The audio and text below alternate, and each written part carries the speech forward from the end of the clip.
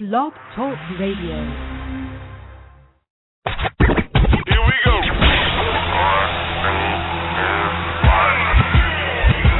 Blast off. This is True Capitalist Radio.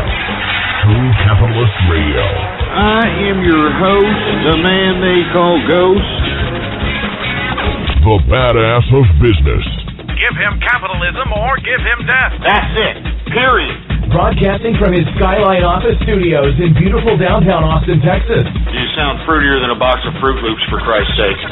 And now, he'll take it from here. Your host, the prognosticator of prognosticators, the man they call Ghost.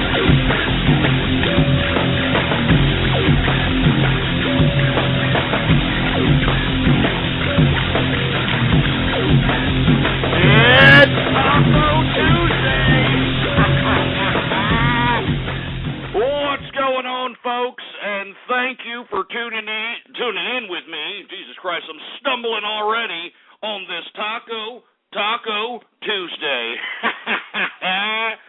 Anyway, folks, I want to thank everybody for tuning in with me. Of course, I am your host, the man they call Ghost.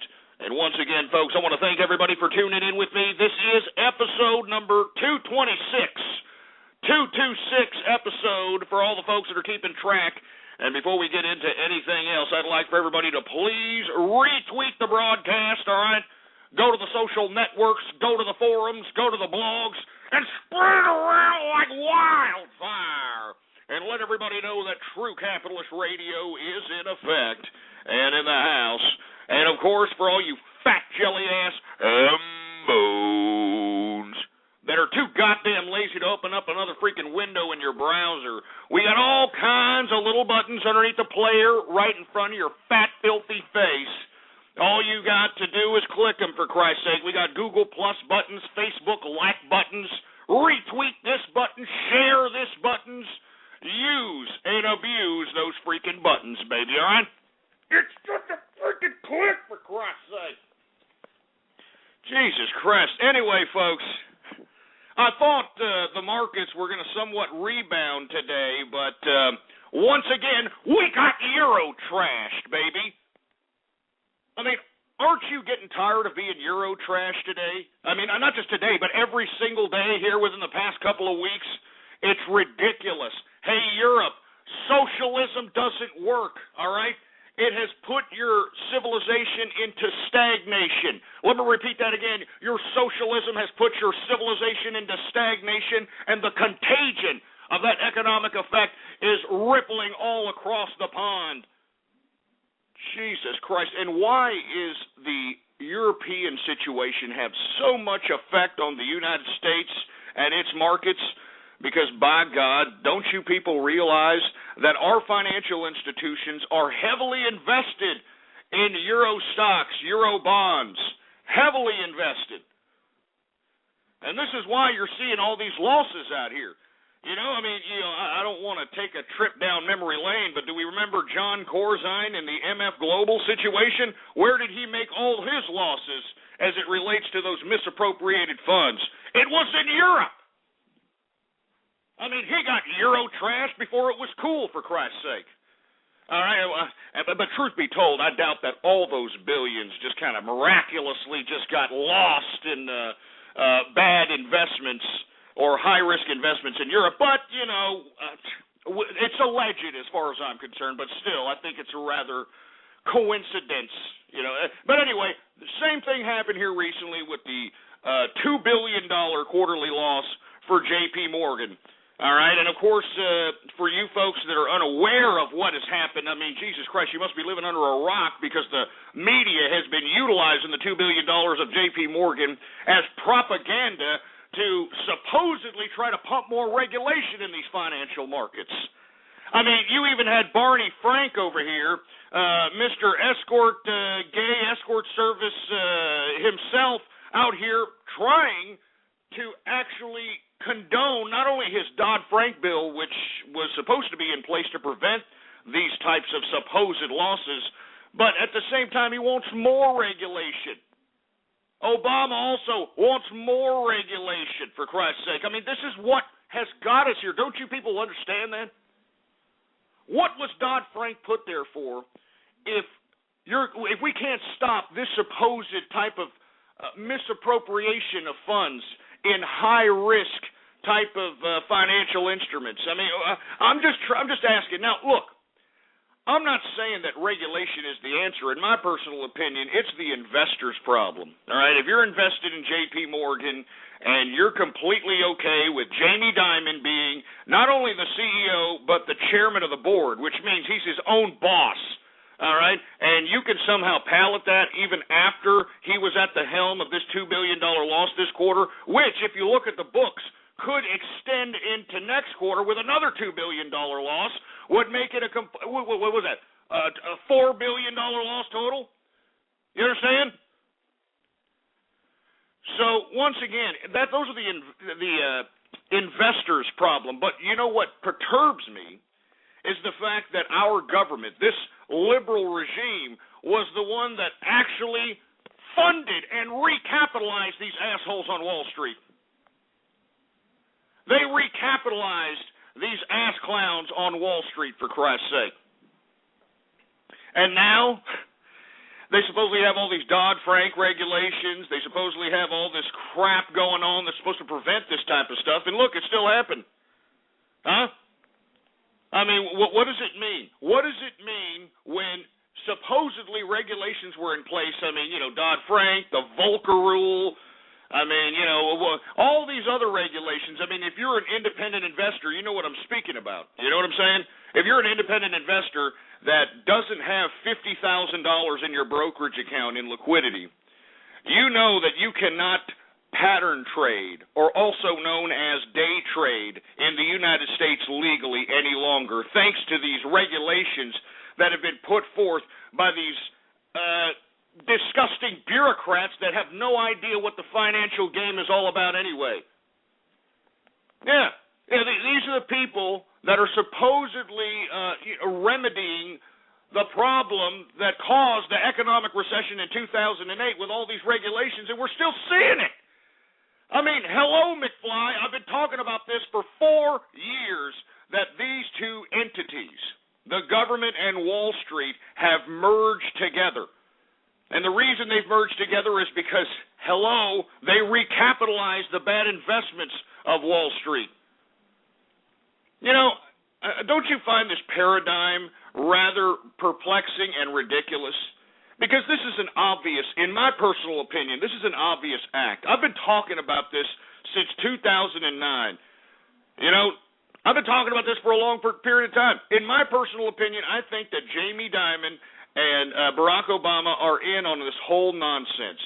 Because if you take a look at the business channels, Jamie Dimon is a guy that's supposedly anti-regulation, supposedly for self-regulated financial markets, supposedly against all these things that the liberal regime are shoving down our throats, and yet he goes and does something like this. I mean, for you folks that don't know who Jamie Dimon is, all right, Jamie Dimon is the man right now as far as executives in Wall Street are concerned, all right?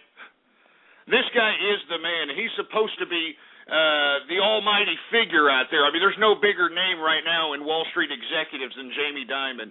And for this guy to be at the helm and be basically responsible for the $2 billion loss. And where did that $2 billion loss come from, mind you? From their London bureau. That's right. They got Euro-trashed too, baby. Let me tell you, they got Euro-trashed. Everybody's getting Euro-trashed. Not to give them an excuse, but this is what's happening. I'm telling you right now, the contagion, baby. The contagion of whatever's happening in the European Union, whatever's happening in the Europe in general, is rippling its ass all the way over here, and it's making me sick. All right? Jesus Christ. Anyway, folks, that's why we're seeing such helter-skelter type of activity on the market out here, because I hate to keep reiterating this, but we have low volume. You understand? Low volume means that there's not that many trades being exchanged on the stock exchange. You understand? Not that many trades being exchanged on the stock exchange. So as a result, whatever volatility that's being ensued is based upon the small amount of investors that are in this market. And once again, I hate to keep reiterating this again, but these are emotionally impulsive investors, all right? And we saw it today. Today we saw positive numbers today. I was day trading earlier. I thought it was a great day. Thought it was going to be a great day on the market. And then news comes out of Greece. They can't come up with some type of a government, a cohesive government to Jesus Christ. I mean, it's stupid. I mean, attempting to explain the ridiculousness of what's happening in Europe, I don't even want to go down that road because there's no need for explanation. The bottom line is that these people don't want to go back to work.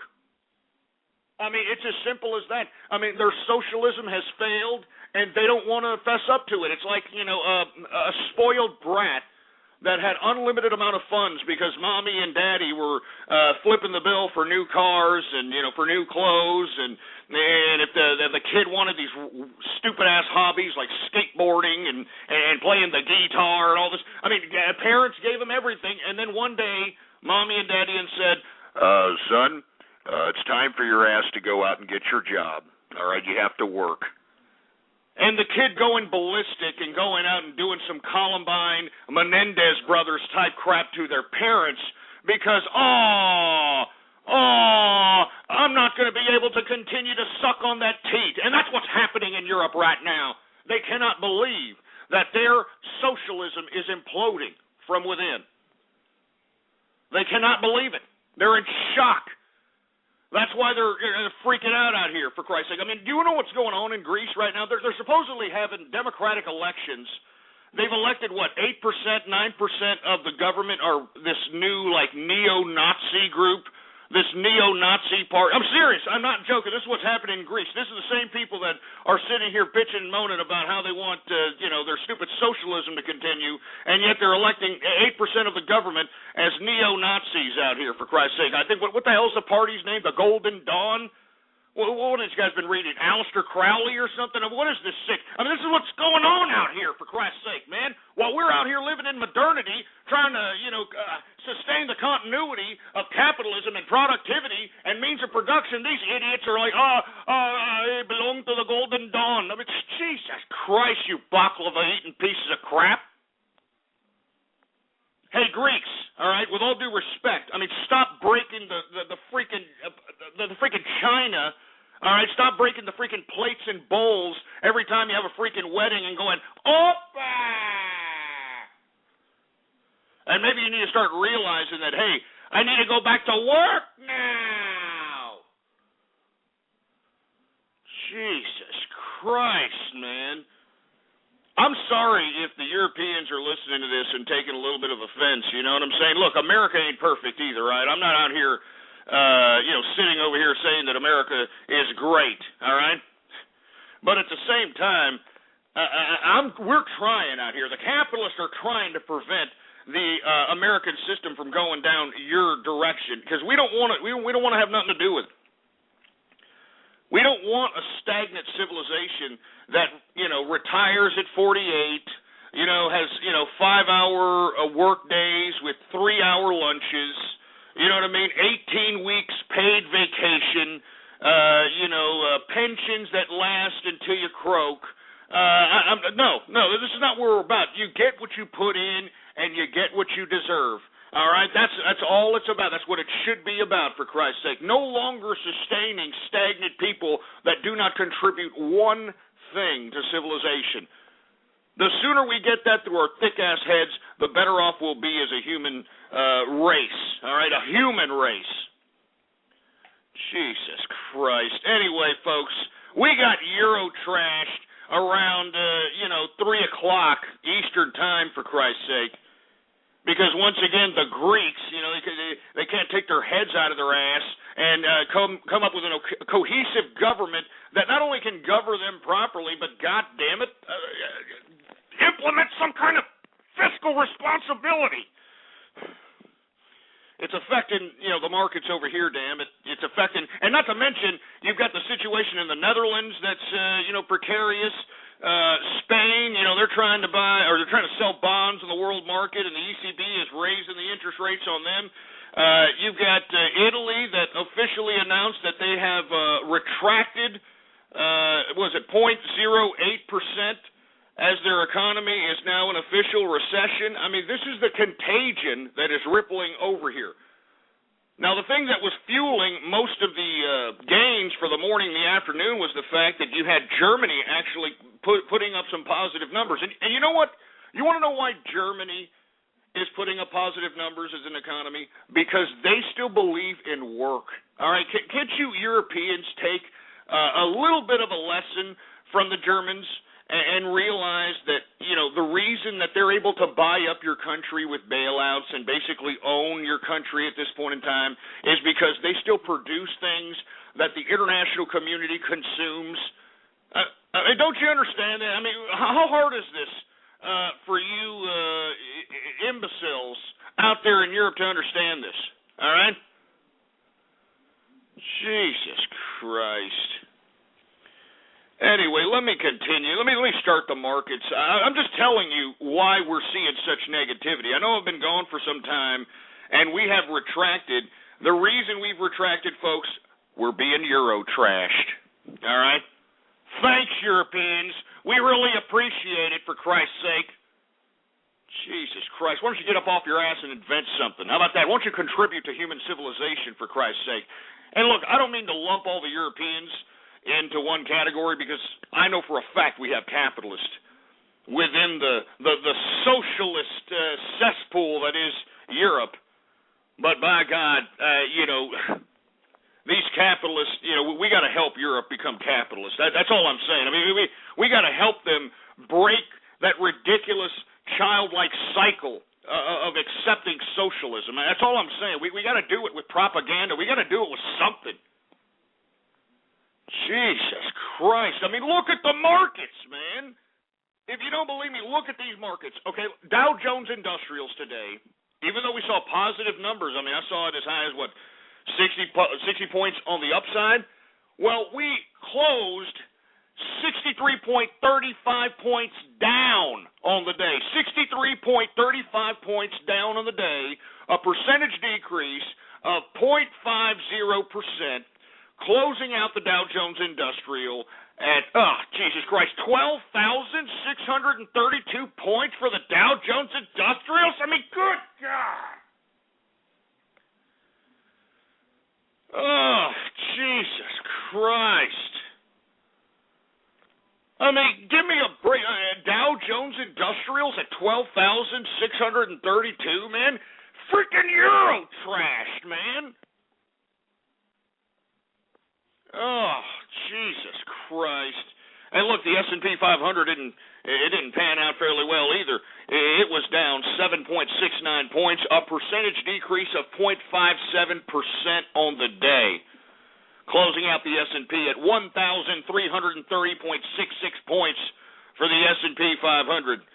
Oh, my God. And look, I mean, you would think that the NASDAQ would be down even more because traditionally that's what we usually see, but because this anticipation of this Facebook initial public offering, which I believe is a little overhyped if you want my personal perspective. I mean, just to analyze this for a second, Zuckerberg is chairman and CEO of Facebook, all right? This is the same situation that they have at J.P. Morgan with the $2 billion loss for this quarter, which could extend into next quarter for another $2 billion on some Euro-trashed, investments, high-risk investments. Now, that's the point I'm trying to make here, is that if there's going to be somebody who thinks that they're a competent enough executive to have that much control, all right, to be able to not only be the corporate executive of the company, but at the same time be their own boss, they have to be able to be accountable for these types of losses. They have to be accountable for this crap. Jesus Christ. Anyway. It just makes me sick, man.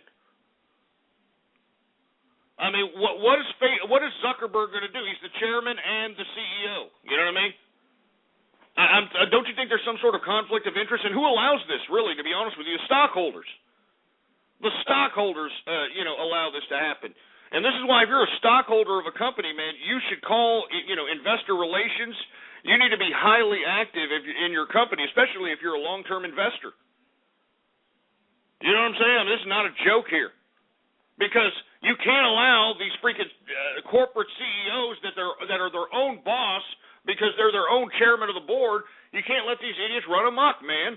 And I think that's the true story behind the J.P. Morgan loss, if you want my personal opinion, is that Jamie Dimon was supposed to be the sacred cow out there in Wall Street that always got things done, that was Mr. Profitability and so on and so forth. And here he is. He's the CEO and the chairman of the board of J.P. Morgan. And lo and behold, here this past quarter, $2 billion in losses, possibly going to post another $2 billion next quarter. And what? All he's got to say is, "Oh, hey, we screwed up. It's never going to happen again. Yeah, this is actually against our practices. This is not J.P. Morgan policy." Jesus Christ. I'm serious, man. You know what people should do? I'll get to it later. I'm just getting off keister here because, God damn it, we're being Euro trashed, and it makes me sick. Jesus Christ. Who else do we got? Well, that's right, the NASDAQ. The NASDAQ is down 8.828 points, a percentage decrease of 0.30%. Closing out the NASDAQ at 2,893.76 points for the NASDAQ composite. I mean, Jesus Christ. I mean, we got NASDAQ under 3,000. We've got S&P under 1450. We've got Dow Jones under 13,000.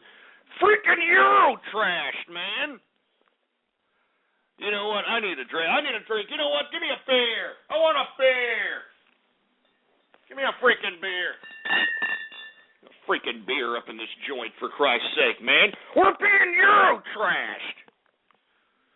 God damn it. You know what? And just for this, I'm not getting any European beer while I'm at it. You know what I'm drinking? I'm drinking some Blue Moon. She saw me standing around, and then I slapped her in the mouth because she was a single mother with 8 kids. Anyway, that's enough. Anyway, folks, I'm drinking here, and the reason is because we're being Euro trashed, all right? Jesus Christ. Let me get this freaking bottle cap off, for Christ's sake. Jesus Christ. Euro trashed, I tell you. And God damn it, I forgot my goddamn glass. You know that? I forgot my favorite glass on top of that. You know what I mean? So I got to drink it out of the damn bottle, for Christ's sake. Jesus Christ. Anyway, I want to say cheers, for Christ's sake, to all the capitalist army and the true capitalists and the tens of thousands of capitalists who listen to me throughout the world. Cheers, baby. You know what I'm saying? We're gonna get a little buzz today because, man, we're just being Euro trashed, and it's got me a little jaded, to say the least, all right? So anyway, cheers. Let me go ahead and chug this beer here.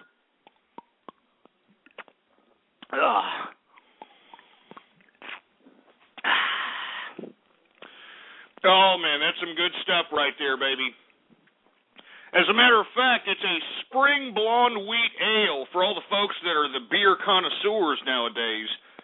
You know, that's what I've really appreciated about beer nowadays. Beer is starting to become the new wine. It's starting to become the new connoisseur's drink, baby. The microbrews.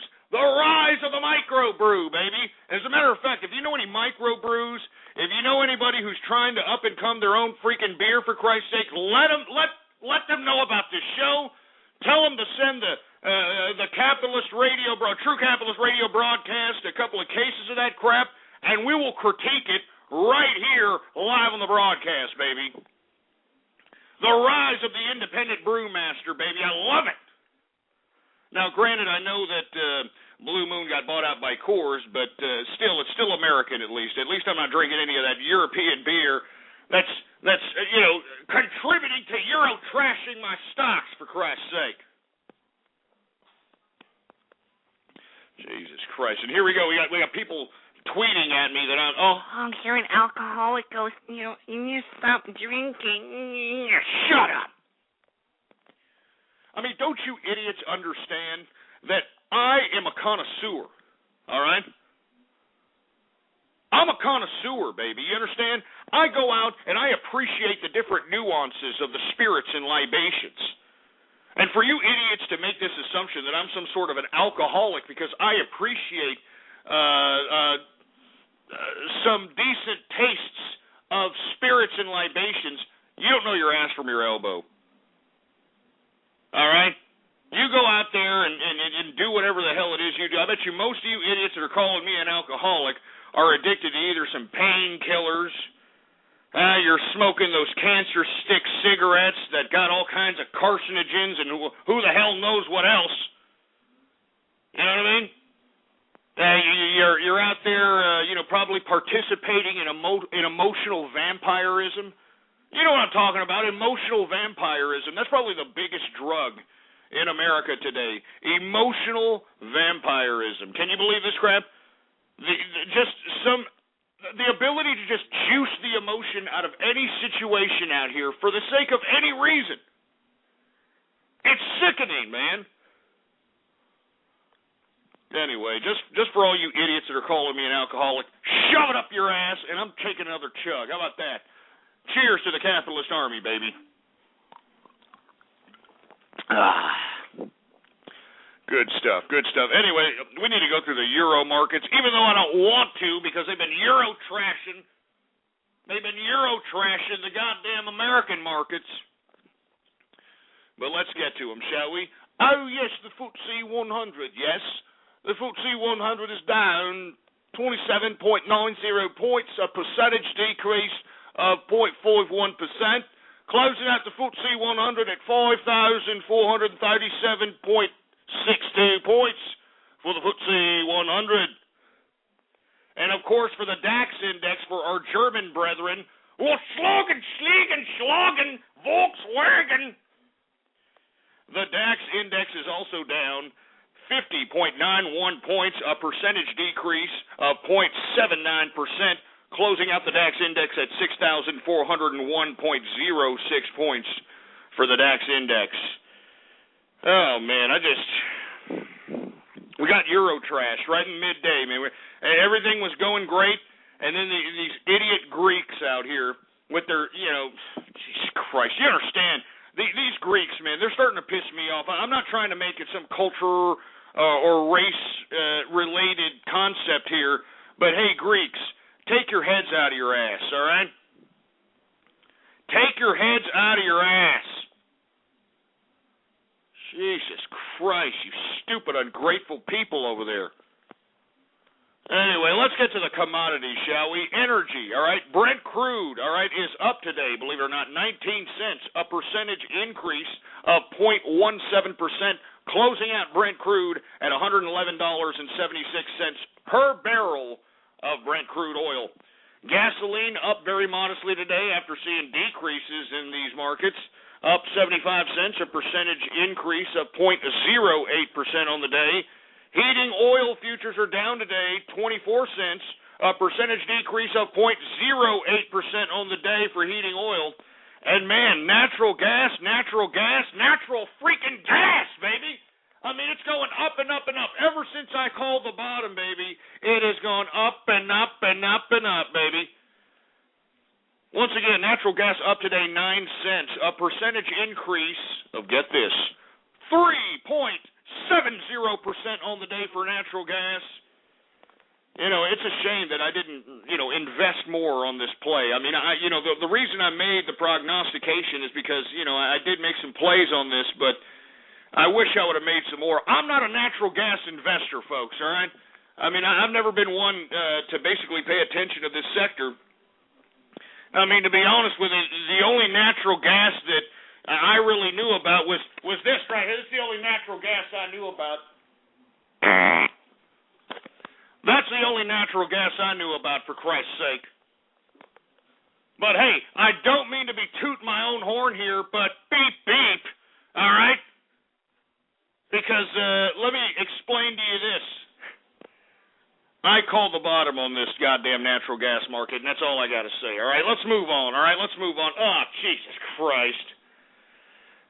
Look at these idiots on Twitter, for Christ's sake. Right when I did that, these fruit bowls, these glory hole serving fruity-ass feminine fruits are all... Oh, he's a virgin. Virgin. Ghost is a virgin.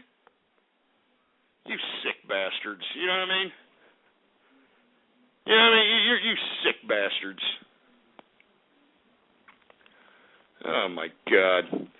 Anyway, let's get to WTI sweet crude, and of course, for all you ass clowns that don't know what that is, it's the crude oil that's consumed by America.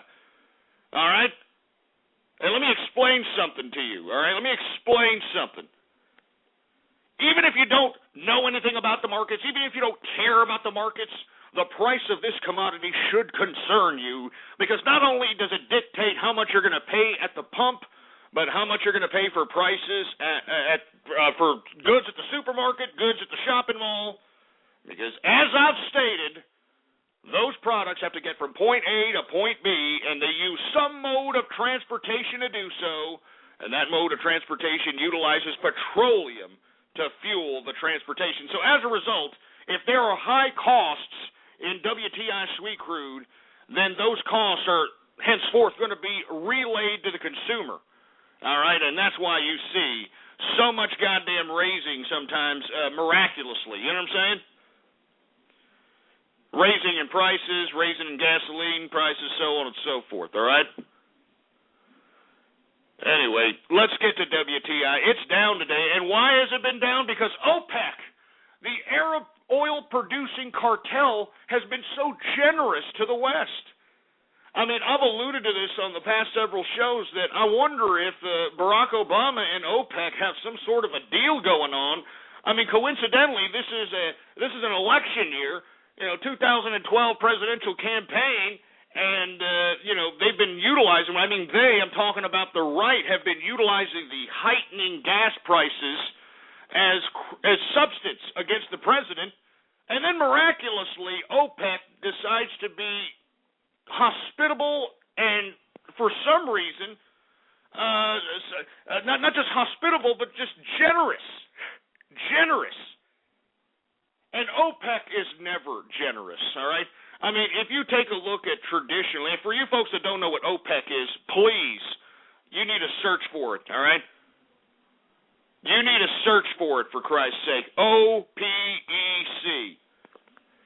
This is what dictates the price of oil, of barrels of oil on an international scale. All right? And whenever they want to lower the price, they decide to extract more oil from their oil supplies. Pump more oil and pump more barrels of oil on the world market. You know what I mean? So, like I'm saying, I actually believe that, there's some kind of a secret deal going on. I mean, it's obvious through the actions. It's obvious. Freaking OPEC comes out. We are going to continue to pump. We are going to pump the oil out, and we're going to do the pumps, and we're going to continue the pumps until the market goes down, because we're going to continue to do the pumps. And this is what's causing the price of WTI to go down, man. It's down today, $1.69 decrease for WTI. A percentage decrease of 1.78% on the day, closing out WTI sweet crude at, get this, $93.09 per barrel of WTI sweet crude. I mean, I guess that's good for consumer sentiment, because it's actually going to get these people out and hopefully to a shopping mall or to the movies or to a restaurant. This is what you want. You don't want high gas prices, because henceforth, a lot of these brick-mortar businesses are not going to be able to sustain themselves, because people are going to be less likely to go out and do some stuff. So anyway, let's continue on, man. We're falling behind, for Christ's sake. It's a Taco Tuesday, baby. As a matter of fact, let me continue drinking. I mean, we're already done with this one. We're already done with that one, for Christ's sake. I'll crack open another one here in a second. All right, agriculture, baby. Canola up $7.60, a percentage increase of 1.37%. Cocoa futures are up $7, a percentage increase of 0.31%. And coffee. It is up today for all you ass clowns that are going to make an excuse every goddamn morning, you're jerks, by saying, dude, just don't talk to me unless I have my coffee, dude. Seriously, you're an asshole, but just don't talk to me unless I have my coffee. All right, prick. I mean, screw you. All right.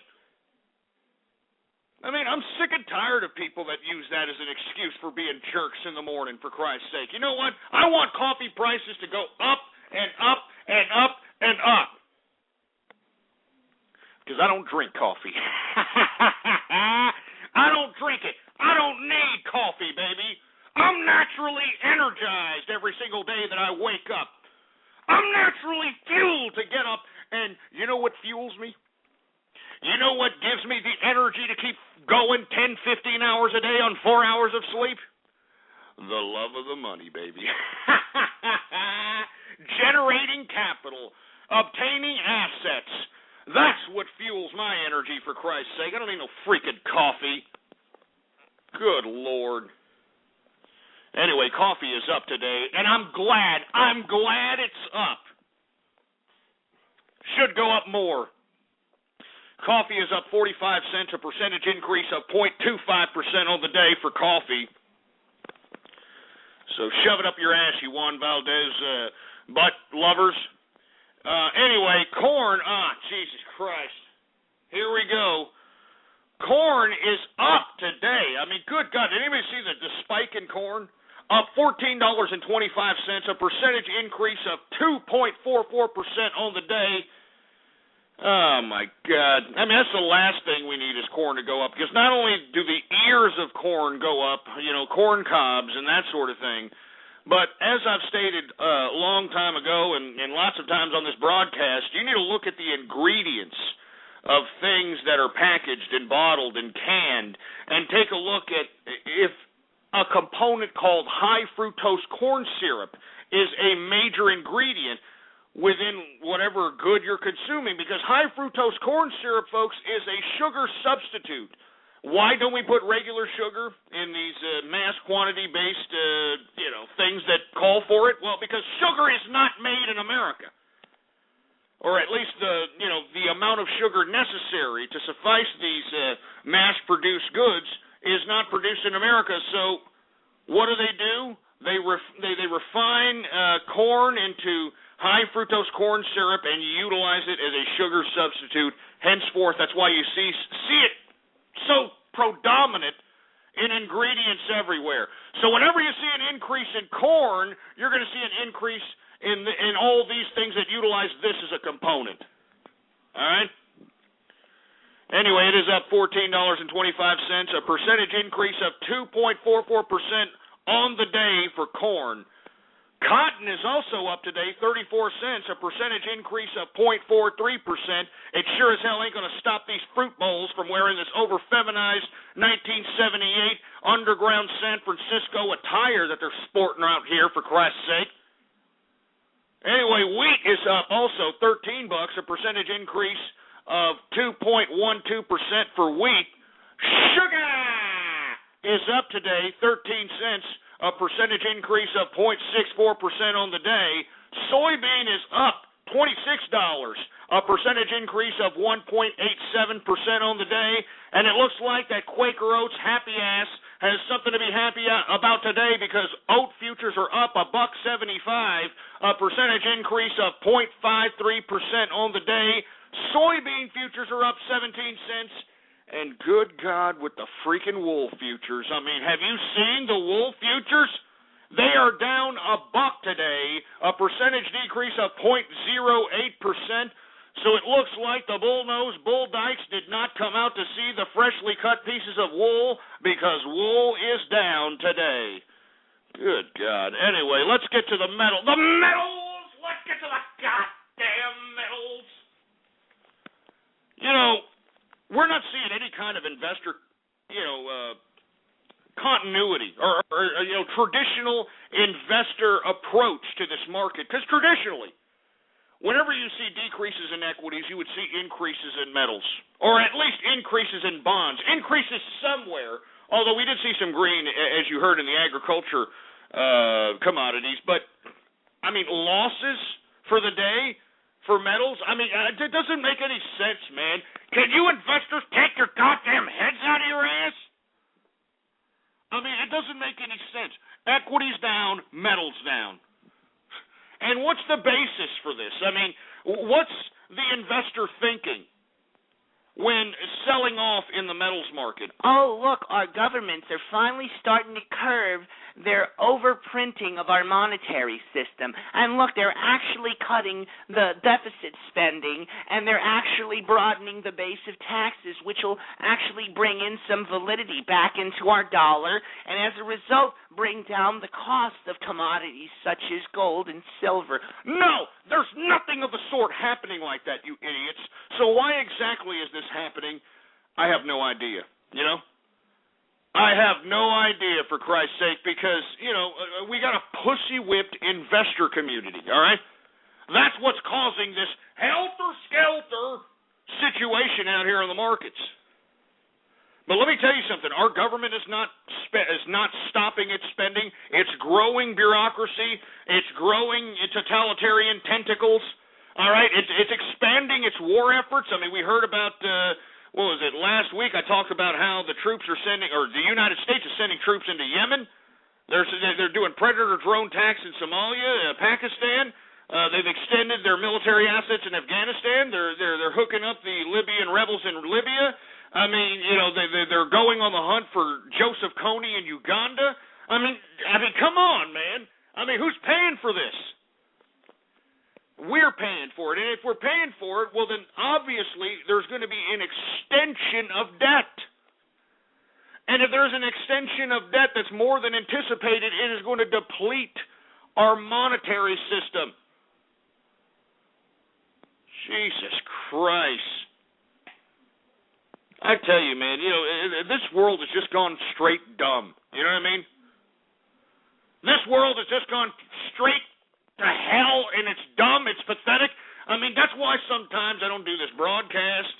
That's why sometimes I'm like, you know what? I'm going out there to 6th Street, Militime, baby. I'm having as good of time as I possibly can before this whole society implodes from its own ignorance.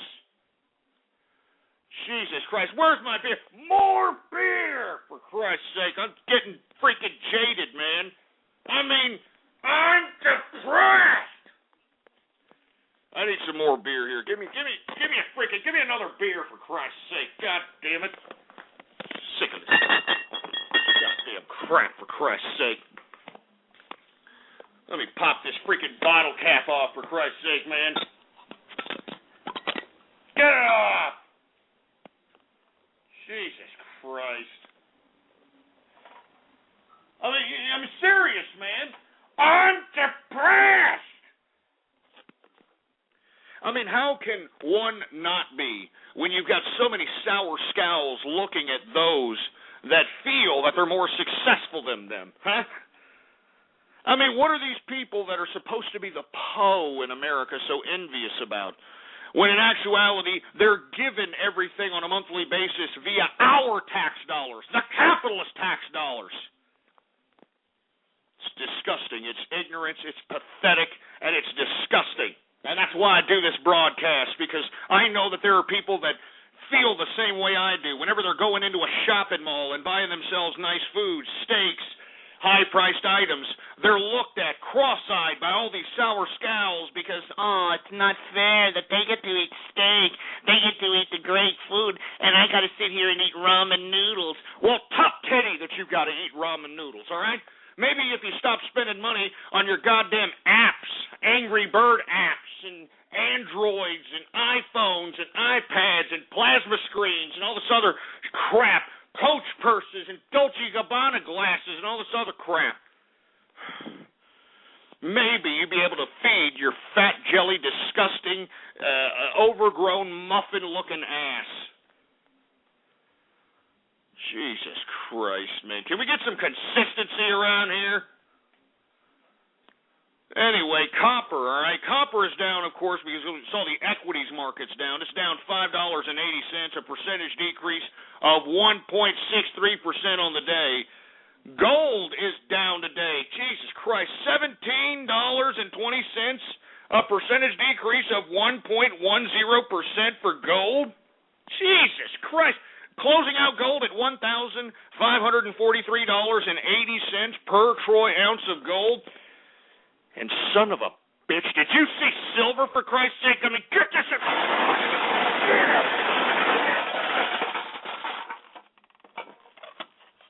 Take your heads out of your ass, investors. Jesus Christ, man.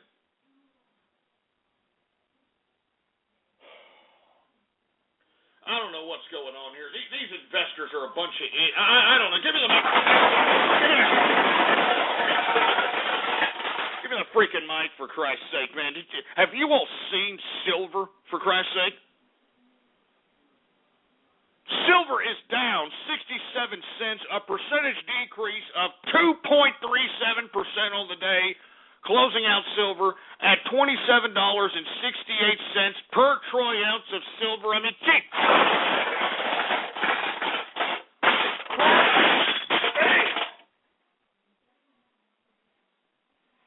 Goddamn pussy-whipped investors, man.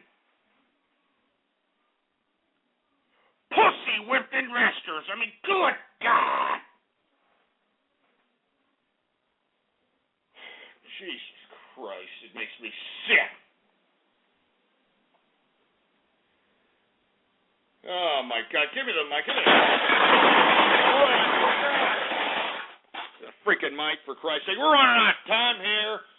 But you goddamn investors out here in the investment community, seriously, take your heads out of your colon polyped asses, all right?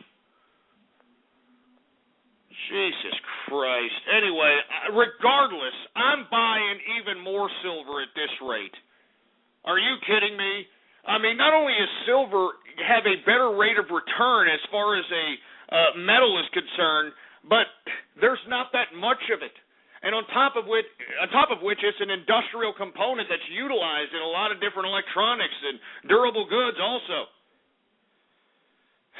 So I'm a buyer on this, even though these investors are tickling their ass hairs and, you know, I don't know. Anyway, let's get to livestock so we can get done with this, for Christ's sake. Live cattle futures are up 27 cents, a percentage increase of 0.23% on the day for live cattle. Cattle feeder futures are up 47 cents, a percentage increase of 0.30%. And good God, for all you fat jelly-ass hambos that like to shove a couple of hambos down your damn gullet, well, lean hog is up, baby, $1.02, a percentage increase of 1.20% on the day for lean hogs. And that, my friends, is the markets for your ass. Woo!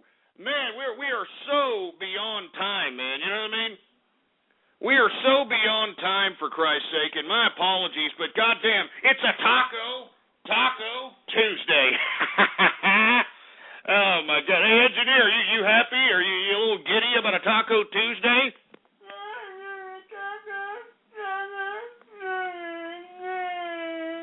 Well, he's a little hype about the Taco Tuesday. It's good to see you in better spirits today, engineer. Jesus Christ. Anyway, before we get into anything else, I hate to even ask and look at the engineer. Engineer, do we have any Twitter shout-outs to be had out here?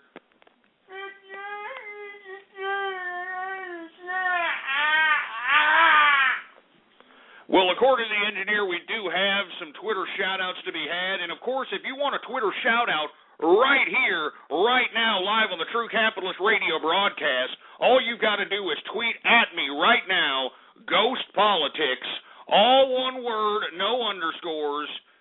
Ghost Politics, and tweet at me with the hashtag Capitalist Army, baby, all right? With the hashtag Capitalist Army. All right, and if you do that, I will give you a Twitter shout-out right here, right now, baby. Anyway, who else do we got? Who do we got going? As a matter of fact, let me go ahead and take a chug of this beer before we go. Good stuff. All right, what's going on to G-Man Capitalist in the house? Cody in the hat in the place. What's going on? We got colon hot dogs. Oh, Jesus Christ, man. Come on. We've got lock up liberals. You're not getting any complaints here. Somebody named Brutal Thunder Cunt. That's rich. Wiener One Actual. Wiener. We've got Ass Biscuit. That's fresh. Yeah, that's great. Choo Choo Me Poo Poo. Are you kidding me? Oh, my God.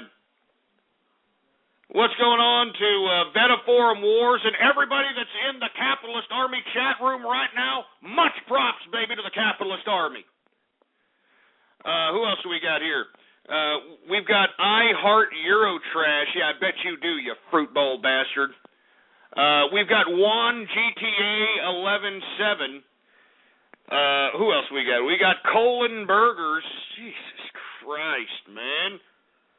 We got Capitalist Shark in the place. Who else do we got going on? Vetaforum Wars. We've got Flutta Shank in the house. We got Javier Mexico 123 in the place. Mega Mayor in the house.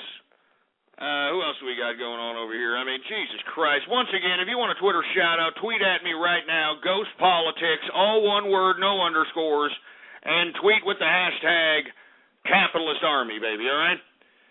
We got Fapitalism. We got somebody named My Little Ghosty, for Christ's sake. Somebody named Fart Freddish Frank. Say that 12 times. Who else do we got going on? Hey, not too many people that want Twitter shout-outs. Well, good. Well, good. I'm glad. You know what I mean? We could probably end this. Yeah, there's Edna Vale, for Christ. That's great. We can end this now. How about that? No more Twitter shout-outs. We can end this now. Hey, much props to Karaskin, baby. What's going on to Karaskin in the house? And much props to the Capitalist Army, B-Town, Dutch Capitalist, Aussie Capitalist. You know what I'm saying? Balls in the house. What's going on to, Smojin, I mean, Jesus Christ. I mean, I can go on and on, baby. Much props. Goof Bumps in the house. What's going on? The old Jub Joe.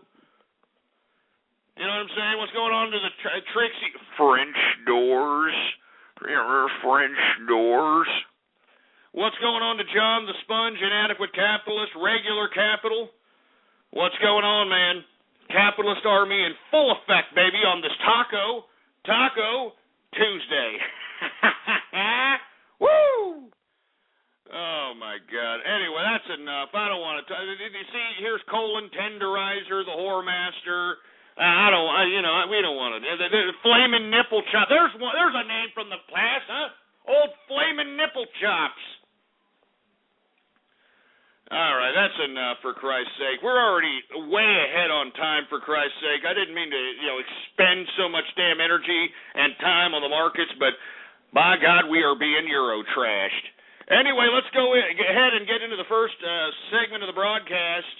Of course, we are in a 2012 presidential election, so the first portion of the broadcast is always going to be dedicated until the election of the president to the presidential election. Right now, we have Mitt Romney versus Barack Obama, Magic Underpants versus Long-Legged Mac Daddy for the 2012 presidential campaign. Of course, we talked about it on the last broadcast. These leftists are now calling Mitt Romney the bully because allegedly Mitt Romney played Smear the Queer or something before it was popular.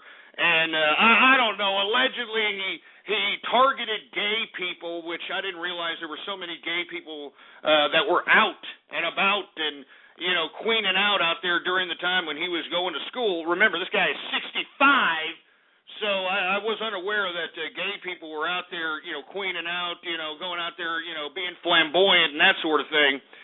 So in essence, the alleged bullying that took place as it relates to Mitt Romney is this guy going after supposed gay students. In one incident, he held some kid down and cut off his hair. I mean, mullet hunting, you know what I mean? And who hasn't done a little bit of mullet hunting every now and then as a kid, for Christ's sake? I mean, come on. Come on. Who hasn't done a little bit of mullet hunting, for Christ's sake? Come on. I mean, I think these people are making a mountain out of a molehill, for Christ's sake. I mean, bullying back when Mitt Romney was going to school is not like bullying now, all right? I mean, bullying now is pathetically insane. I mean, did you see that poor Chinese kid that one time, that came out about 6-7 months ago, who got literally jumped by 7 students within school grounds, for Christ's sake? You know what I mean? Now, that is bullying in today's America. Gang-related bullying on loners, on people that are weak, people that they know they can be exploited, for Christ's sake. The gang-like mentality. You know what I mean? So that's all I'm saying. That's what bullying is now. So let's stop with this whole, Mitt Romney was a bully. Yeah, shut up. Who hasn't done a little bit of bullying every now and then? And, let's be honest. I mean, when I was growing up, bullying was, to people that were jerks. I mean, if you were a straight A student, if you were a nerd or something like that, you're pretty much left alone. You know what I mean? You're pretty much going to be left alone. But back then, if you were just some flamboyant, pompous asshole who thought that you can hide behind the teacher's skirt, obviously you were a target for freaking bullying. You know what I mean? But in today's bullying world, it ain't just, 1 or 2 guys, bullying on one, weak kid. It's 7, 8, 10 people going after one person and relentlessly beating the living bejesus out of them, man. You know what I'm saying? And it's sad. It's freaking sad. So to compare what's happening now to when Mitt Romney was going to school is just ridiculous, all right? But anyway, forget about being bullied, because we already talked about that last time I was on the broadcast. Did you hear Obama's response to the J.P. Morgan $2 billion quarterly loss? Obama was on The View talking to the girls on The View. And he actually came out and claimed and made this statement, I kid you not, that J.P. Morgan is one of the best managed banks. I mean, do you understand? I was alluding to this earlier, that I think that Jamie Dimon and Obama have got some kind of collusion paradigm going on, trying to mind screw the public with this crap. I mean, how in the hell can you sit here and in the same breath call for more regulations and say that J.P. Morgan, after a $2 billion loss this quarter that could extend in the next quarter another $2 billion, how can you sit here and in the midst of a presidential election say that it's one of the best managed banks in this country? Can you explain that to me, Mr. President? Huh? I'll tell you. You are doing it because you invested the taxpayer money into this particular, not just this bank, but all the financial institutions. You bailed out these people. You recapitalized their bad investments. So to sit here and say that they're doing more of the same would defeat the political purpose for which you came to power, Mr. President. So do you see how these liberals are, man? They can't go back. He's at the point of no return. He's got to fall on his sword, Barack Obama. Why do you think that he's throwing this gay marriage issue as a potential monkey wrench to divide the country, which is pretty much proven no political gain, really? I mean, I know he was trying to, divide and conquer, so to speak, with that lunge into the gay marriage issue thanks to Joe Biden. But there's really no benefit from coming out publicly saying that, the president was for gay marriage. So now what does he have to run on? He has to run on his policy. He has to run on his domestic, fiscal, and international policies. And it ain't very good, baby. It ain't very good. I mean, I just recently saw a Rasmussen poll that has Mitt Romney up 50-something% to Barack Obama 46%, man. I mean, have you gone or been on YouTube and seen these so-called rallies, these stump speeches that Barack Obama's attempting to do on the campaign trail? All those big crowds in 2008 that were sitting there crying and waiting to see a glimpse of the great Barack Obama, they're not there anymore, man. A lot of empty chairs at these stump speeches. You notice that? Man, I mean, what did I tell you? I mean, back in 2008, I mean, what did I tell all of you people? I mean, the only change that Barack Obama was going to bring was the change in your pocket, and it looks like he even took that, for Christ's sake. I mean, Jesus Christ, give me a drink. Give me my drink.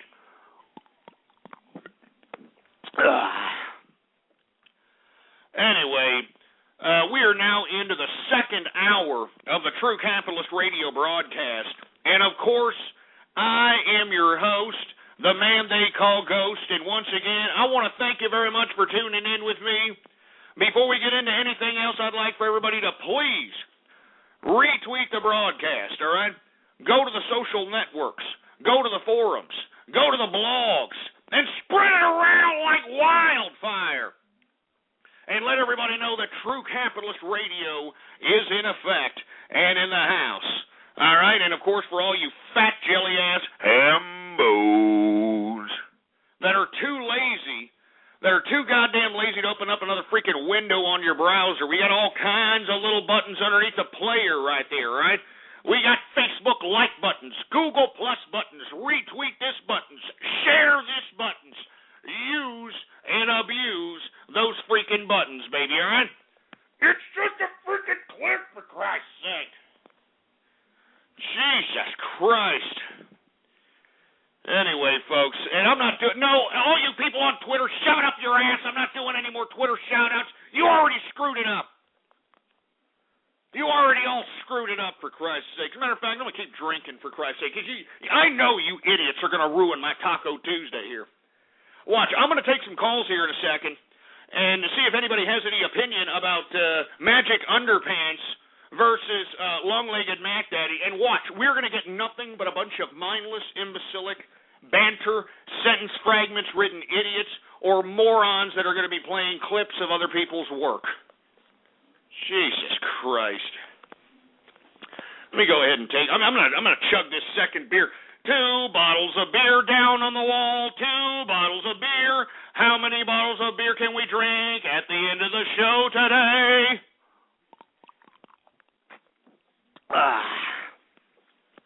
Yeah, I'm gonna finish it off. I'm gonna polish it. I'm gonna polish it off for everything.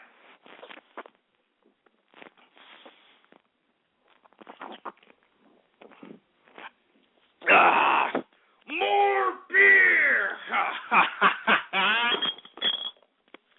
Oh yeah, man, that's what I'm talking about on a Taco Tuesday. Woo!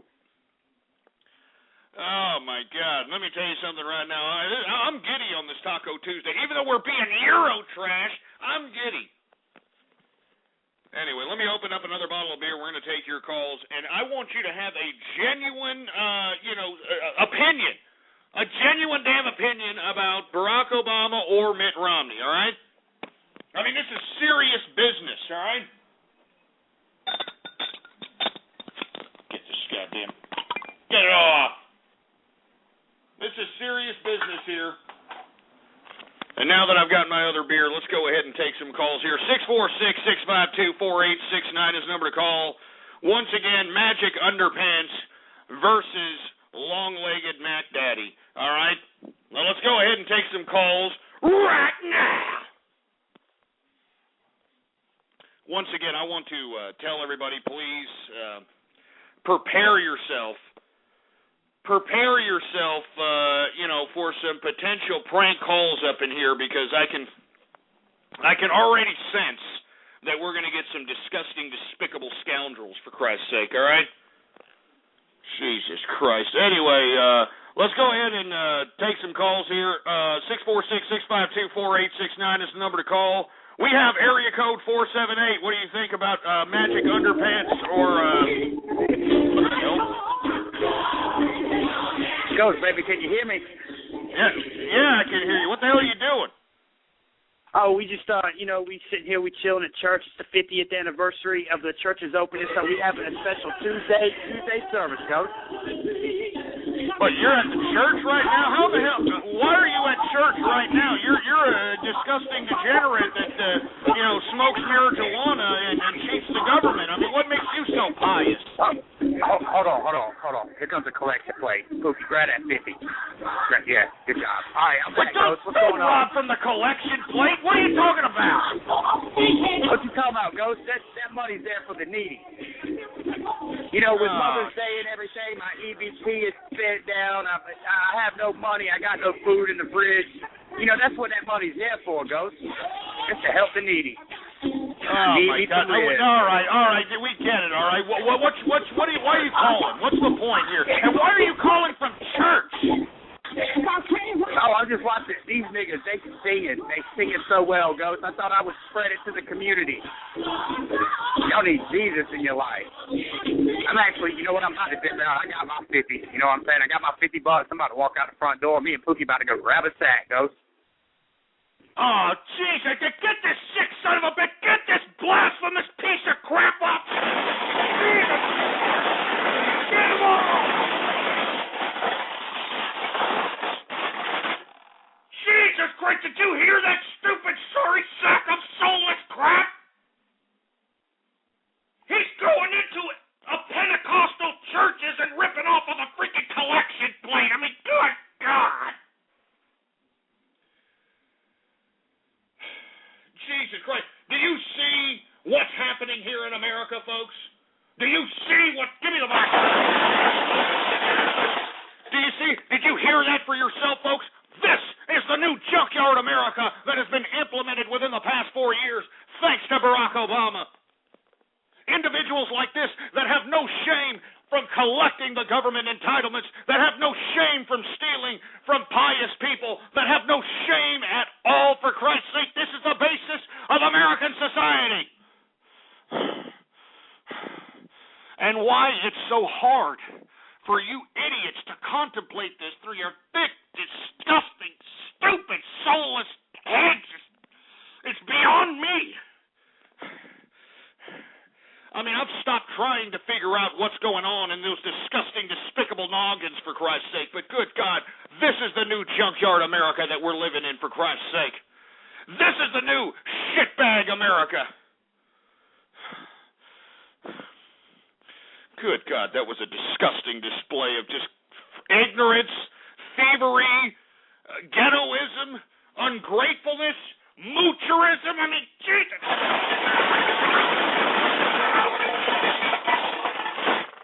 Get that goddamn thing out of my face!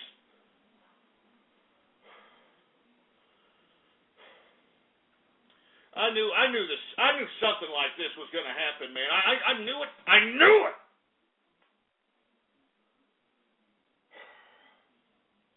It's a freaking Taco Tuesday, man.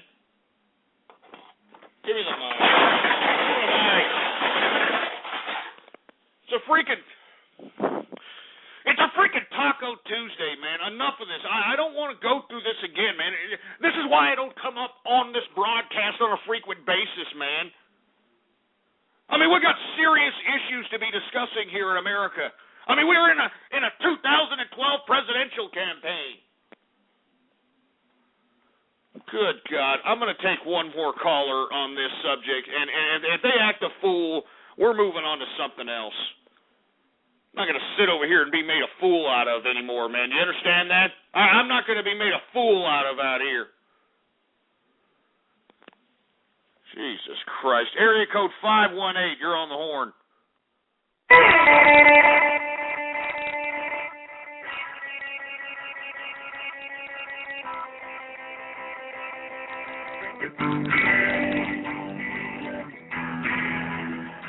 Helter Skelter! That's pretty good, man. You know what I mean? It is a helter-skelter market out here. I hear you. 661, what's up? SurgeRadio.org. All right, we got that. DDoS that. Okay, we got it. 732, what's up? Hey, Ghost, I'm voting for Barack Obama. That way I can drink all the Johnny Walker Fifth Harvest I want. Johnny Walker, Fifth Harvest, oh yeah. Jesus Christ, every time you call up, it gets like higher and higher in number, for Christ's sake. I mean, is it the fifth time you filtered that crap through your freaking bladder? And you sick son of a bitch. Yeah, I mean, 815, what's up? 815? Yeah. Hey, Ghost, love the show, man. We're talking about the presidents, right?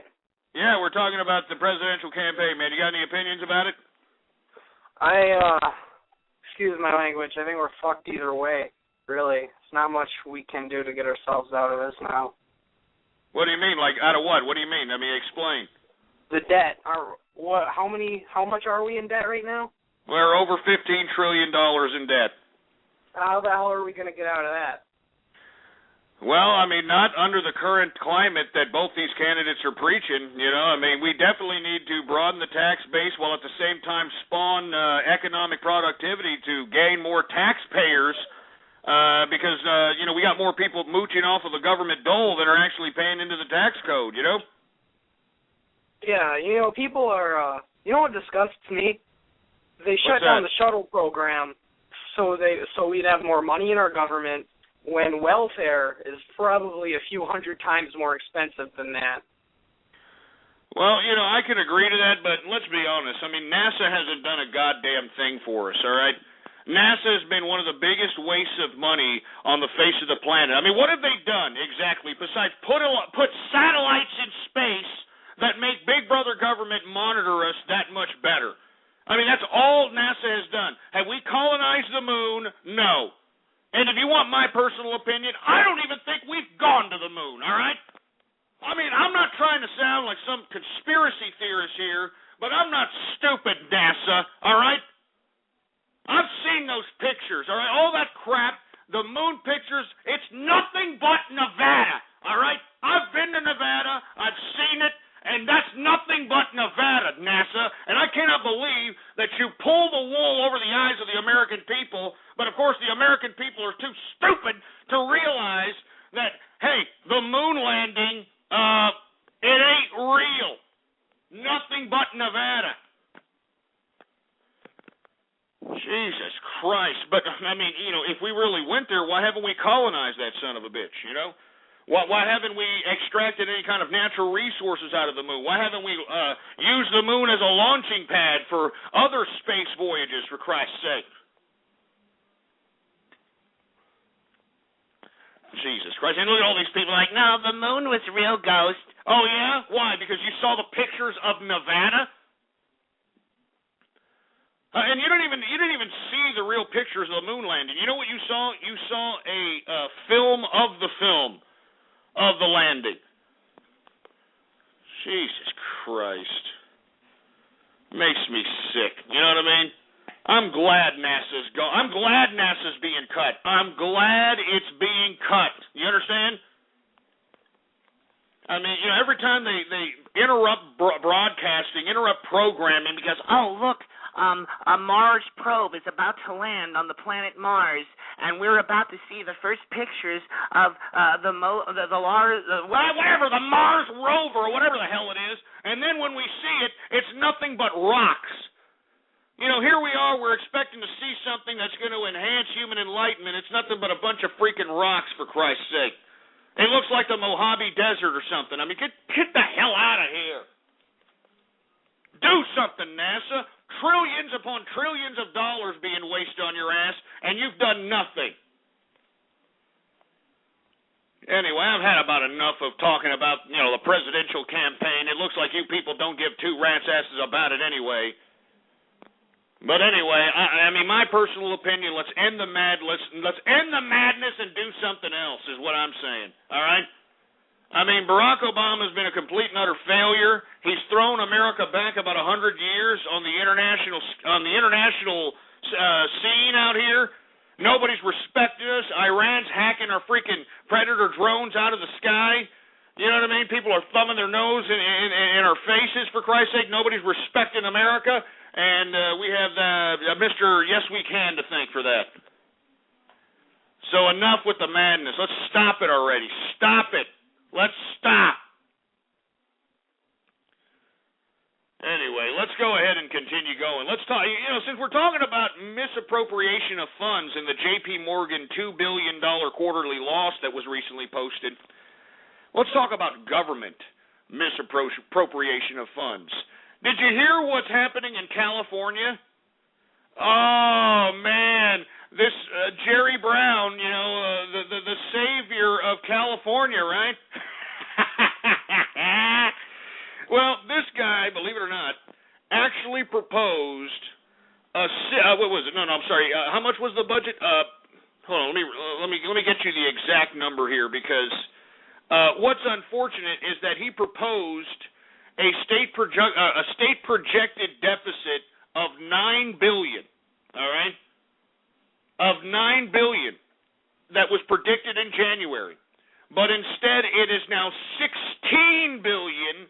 A convenient, bureaucratic $7 billion accounting error, okay? So the anticipated loss or the anticipated deficits in California of $9 billion have now ballooned to $16 billion, an accounting error of $7 billion. So what's Jerry Brown's response? We are going to raise taxes. We have to raise taxes so that we can go ahead and try to curb this $7 billion glitch in the bureaucratic system. And on top of that, not only is he going to raise taxes, now he's going to cut spending. Now they're going to cut spending. Now, how popular is that going to be in California? Raising taxes and cutting spending. Oh, my God, I can just see these leftists now. I'm already anticipating the freaking strikes, the Occupy protests, the unions, teachers unions, state workers unions. I mean, Jesus Christ, I can already see California withering away into some sort of disgusting, despicable debt hole. And in the end, I think that what's going to happen is California just may lose itself, if you want my personal opinion. I mean, how can you have a $7 billion error in a budget? Can you explain that to me? How can you have a $7 billion with a B dollar error in a budget? So I'm sure as hell glad I'm not in California, for Christ's sake. You know what I mean? Old Governor Jerry Brown, he said he predicted that there was going to be a $9 billion deficit budget. Now it's $16 trillion, a $7 trillion difference. How come Jerry Brown isn't getting the same amount of scrutiny as Jamie Dimon? Can somebody explain that to me? Jamie Dimon, who was the chairman and CEO of J.P. Morgan, who recently posted a $2 billion loss for the quarter, how come this guy is getting all the scrutiny for this loss, even though the loss only affects shareholders and people involved with J.P. Morgan? But here you have a governor completely pathetically incompetent who projected a $9 billion budget deficit, but instead ended up being $16 billion, a $7 billion accounting error. Who's accountable for this? You know, I mean, where's the uproar in this? How come people aren't protesting this, for Christ's sake? I mean, can somebody explain that? I mean, where's the same level of scrutiny that's being given to by Jamie Dimon? Where's the same level of scrutiny for Jerry Brown and the California bureaucrats? I mean, these people in California are affecting taxpayers, baby. They're affecting taxpayers, not shareholders. And you see, this is what I don't get. I mean, it's a double-edged sword here. I mean, we've had all this media scrutiny of Jamie Dimon. Meanwhile, in California, a $7 billion miraculous error in accounting, and it's all of a sudden swept under the rug. Why? Because it's taxpayer money as opposed to investor money? That's BS, man. I mean, where's the media scrutiny on California's budget? Oh, I'll tell you why. Because it's bureaucrats. Yeah, it's bureaucrats. Yeah, I want to hear what you have to say about this. 646-652-4869 is the number to call here. Once again, $7 billion accounting error in projecting the budget for California. Old Jerry Brown projected it to be $9 billion deficit budget. It ended up being $16 billion. A $7 million accounting error is what they're calling it, an accounting error. I want to hear what you're calling it. 646-652-4869. We got area code 973. What's up? Hey, how you doing, Ghost? How you doing, man? I'm doing all right. I'd just like to kind of further your point before about the moon landings. I recently saw a picture of Nevada, and I've been there. I actually haven't been there. I've been right around there, though. But I've seen a picture of Nevada, and it looks exactly like the moon. So that leads me to believe that Nevada doesn't exist, you know. I think it's all pictures of the moon up close and shit. Now, shut up, you stupid moron, all right? Yeah, you think it's a real big joke, huh? Hey, if we were at the moon, how come we haven't gone back, ass clown, huh? How come not only have we not gone back, but nobody has gone back? You know, the Russians, the Chinese, nobody. Explain that one, jerk. Stupid moron. I know what Nevada looks like, all right? I've been there, for Christ's sake. Those moon landing pictures, nothing but Nevada. And look, I don't want to talk about it. We're not talking about that right now. We're talking about the freaking, this $7 billion accounting flaw in California that's causing Jerry Brown, the governor, to not only raise state taxes, but to cut government spending, baby. They're going to have to cut government spending, and you know those idiots in Cali are going to be whining like some bedwetting liberals, for Christ's sake. It's not fair. You can't cut our spending. Yeah, just sit there and shut your mouth, you stupid bedwetting liberals, all right? You should have been at the helm to see what your bureaucrats are doing. But what I'm saying is, where's the media scrutiny? I mean, we're seeing all these highlights of J.P. Morgan and Jamie Dimon and the $2 billion loss that only affects stockholders. Meanwhile, we've got a $7 billion accounting error in California, and nobody's giving two rats' asses about it. What a bunch of horse crap. Area code 234, what's up? Sweet. What is Deal or No Deal? Yes. Game show for 4. You face off against the mob on this Bob Saget-hosted show.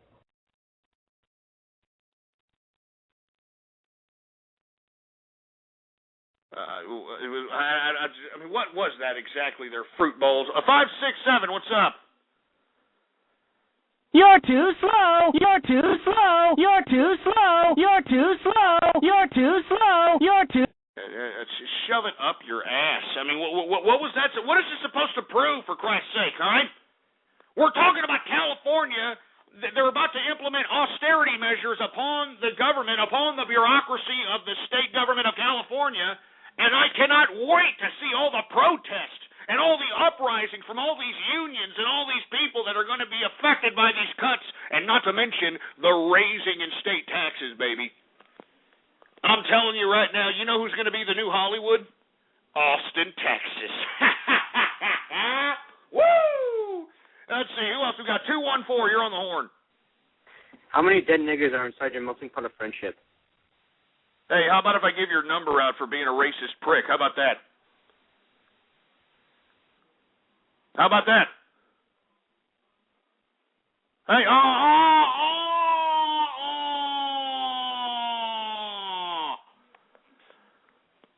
You want to be a racist prick, man? I mean, come on. Why don't you stand by your racism, baby?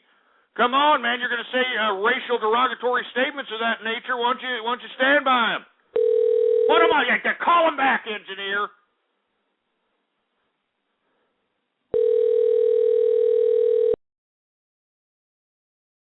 Your call has been forwarded to an automatic voice message system. 214. Not available. At the tone, please record your message. When you have finished recording, you may hang up or press 1 for more options. Yes, we're just giving you a call back. You just called the True Capitalist radio broadcast saying some racial slurs, on episode number 226, about, at 1:35 left in the broadcast. You decided to say the N-word. whoever this is at this particular address, I mean, hey, if you're going to be saying these types of racial slurs, you should be able to stand by him there, boy. You know what I mean? I mean, you should be able to stand by him.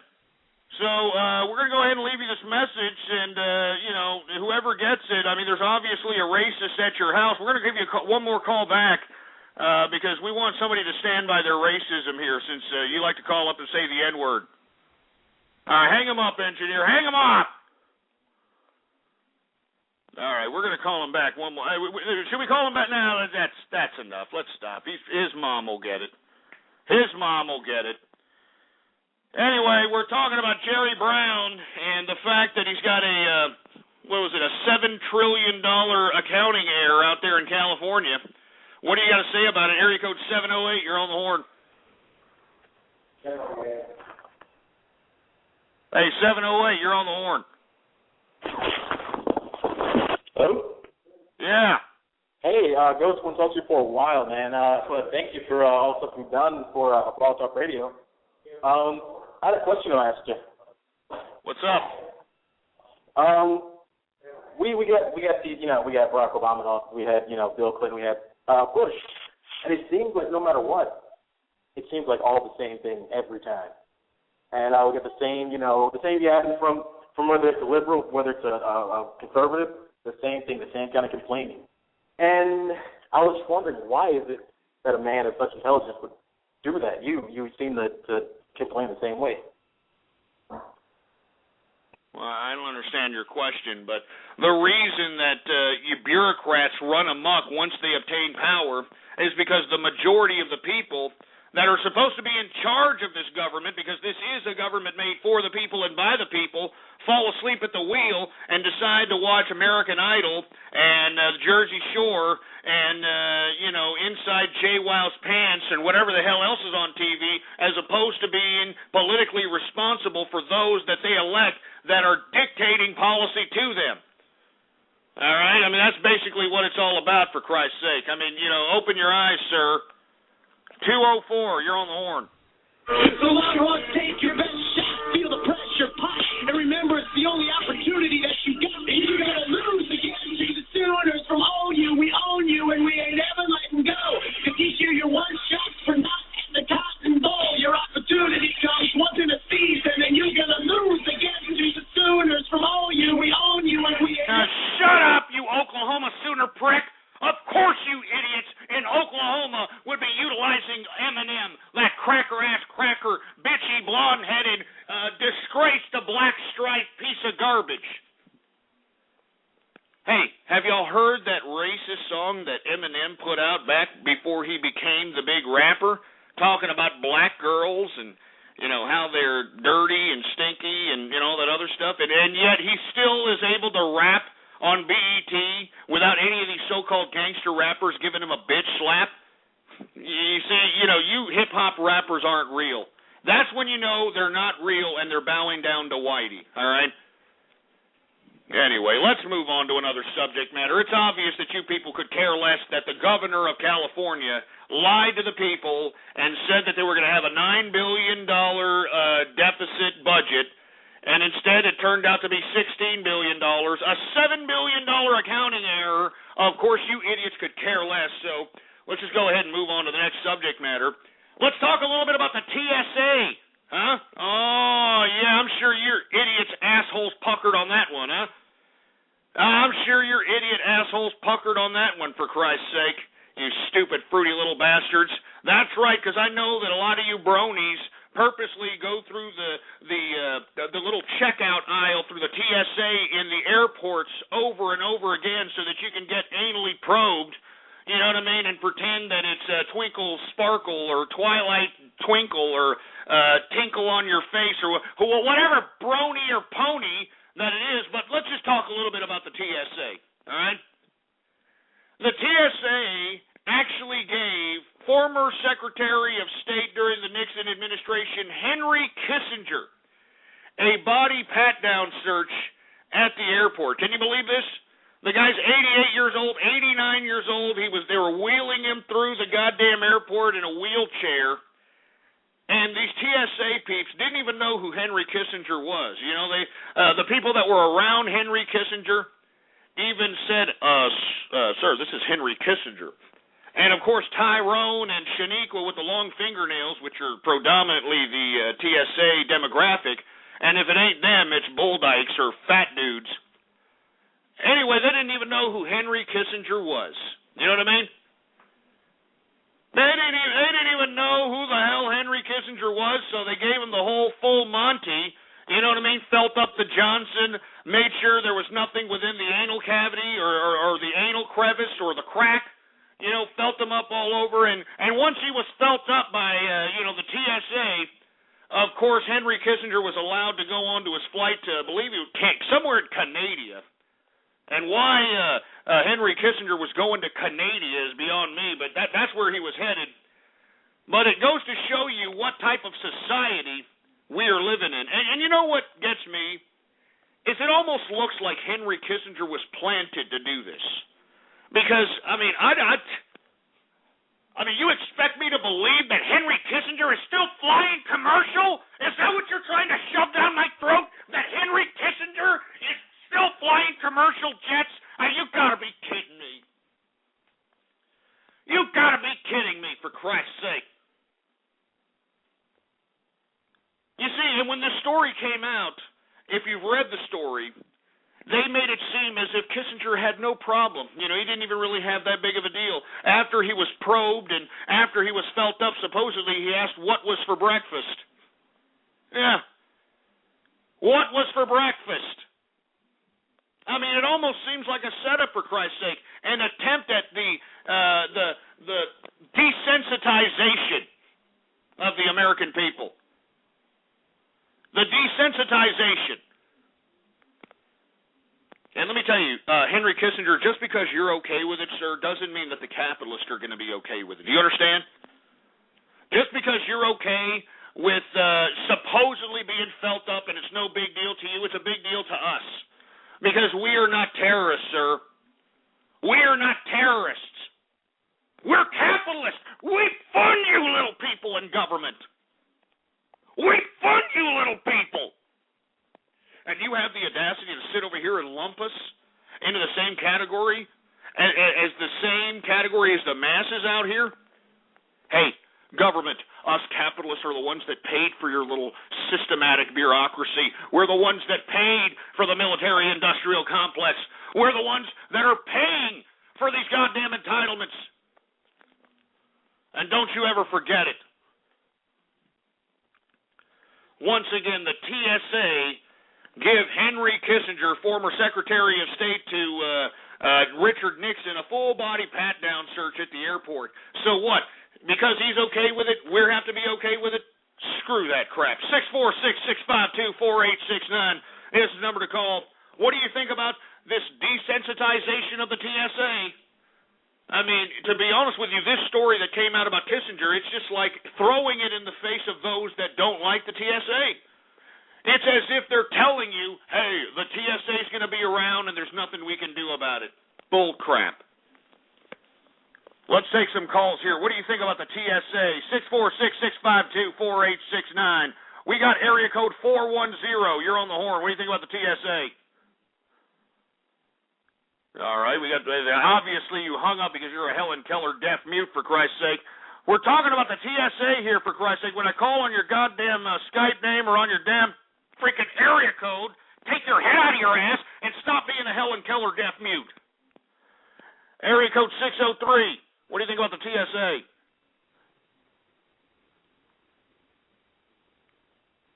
Say something, or I'm saying your number over the air. 603-359. Are you there? All right, 3720, whoever the hell that is, all right? 239, what's up?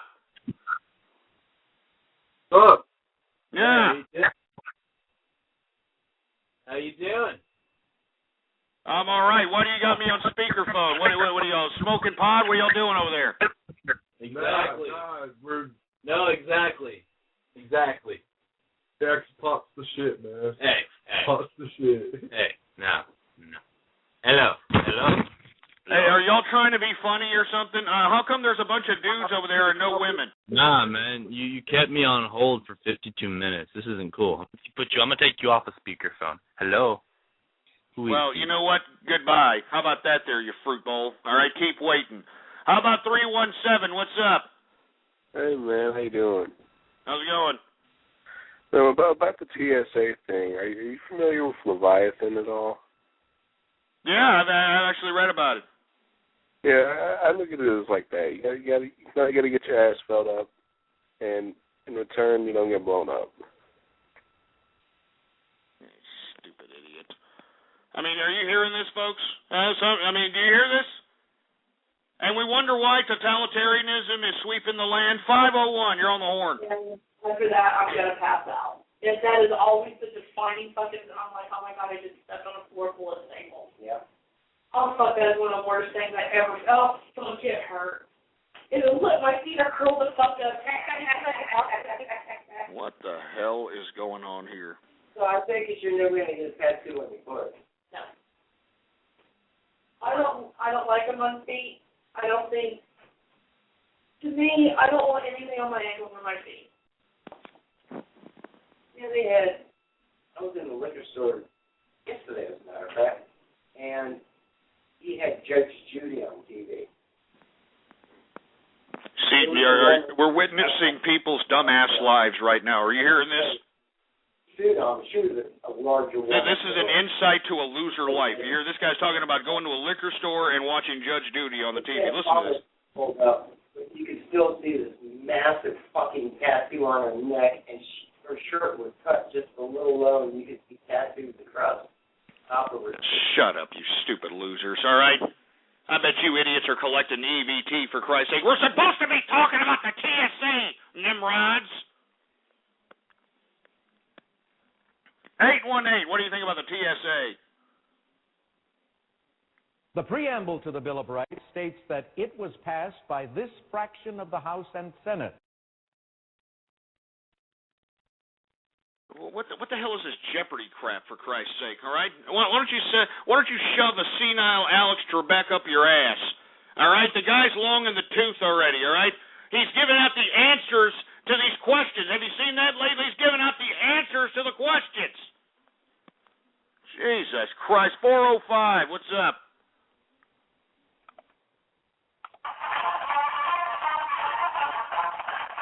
Freaking OU. Screw you, OU bastards, all right? It's UT Longhorns, baby. Longhorns in your face. In your face. Stupid, dumb OU bastards. You come down here to Austin, Texas, and claim that OU crap and see if your ass don't get turned into dog meat, boy. Get your ass kicked into dog meat. 808, you're on the horn.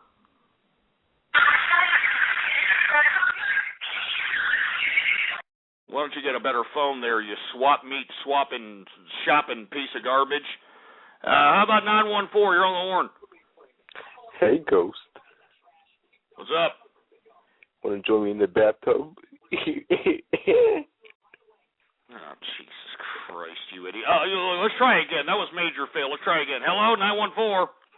Join me in the bathtub, Ghost. Oh, my God. Can we get a major fail on this, engineer? Jesus Christ. Get this in. Get him off, for Christ's sake. I mean, this is just getting pathetic, man. Major freaking fail, man. Good God. Obviously, you stupid idiots don't care about totalitarianism implementing upon us. So let's just go ahead and move on. Once again, TSA gave Henry Kissinger a full-body pat-down. And, of course, Henry Kissinger didn't, have anything to say about it, even though I think it's a complete setup. I mean, who are we to accept that Henry Kissinger still flies commercial airlines? I'm just saying, I'm just saying.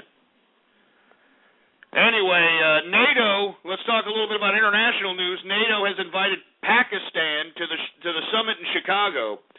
That's right, NATO is having a summit in Chicago this week. After the G8 summit that's happening in Camp David, and I don't know what's basically going to be the objective of the NATO summit other than what's going to happen in Afghanistan. And believe it or not, they are attempting to try to invite Pakistan into the summit. Now, what's unfortunate is that the only people that are going to attend the Pakistan, or the representation or the entourage or the liaison of Pakistan that will be attending the NATO summit in Chicago is going to be from the civilian government. And as you know, the military and al-Haqqani and all these other factions within the government are trying to basically delegitimize the civilian government. We recently saw that the top court in Pakistan had actually filed contempt of court charges against the president, or the Prime Minister, Prime Minister Gilani. And who's going to be representing Pakistan in this NATO summit? Well, Prime Minister Gilani.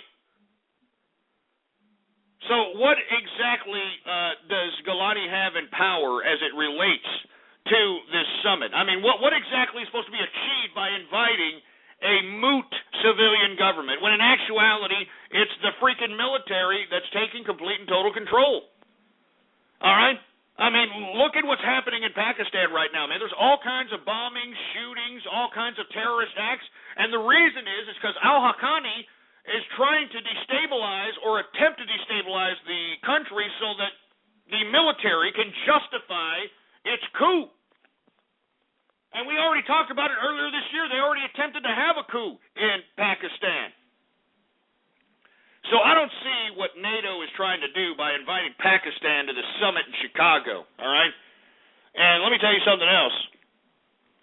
Chicago, baby, is going to be packed with freaking protesters, anarchists. I mean, every stupid political crack pipe that you can imagine, they're all converging to Chicago, man. And if you're in the Illinois area, I'm sorry. I mean, you're going to have to, sit over there and accept all this garbage that's happening, man. I mean, couldn't they pick a better venue than Chicago, man? Isn't Chicago turning into a subterranean crap hole, like a gangland hole? Jesus Christ. Anyway, I don't think that inviting Pakistan to this NATO summit is going to prove anything. All right, Gilani has no power. His own Supreme Court convicted him. I mean, what exactly are they going to prove is what I'm saying. What? It's a powder keg in Pakistan. Jesus Christ. Anyway, let me move on. I don't even want to talk about these subjects because you assholes ain't even taking this serious.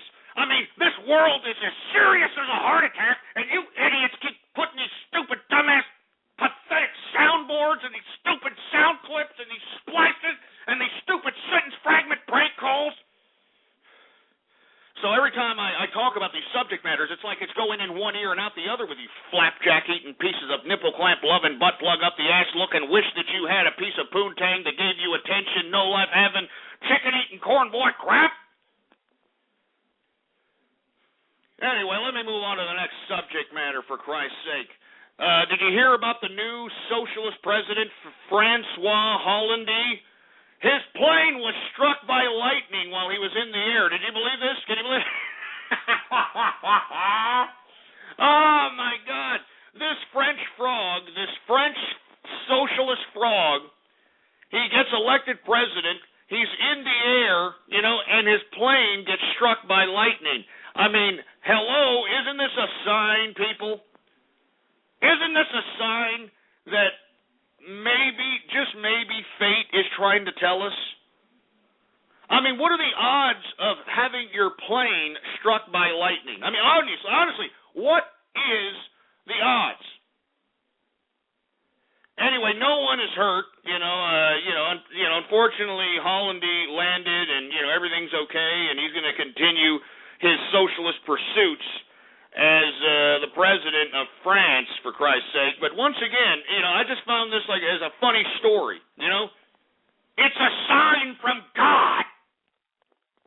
And as a matter of fact, I think it's about time for everybody's favorite part of the broadcast, or one of the favorite parts, and I'm talking about True Capitalist Confessions.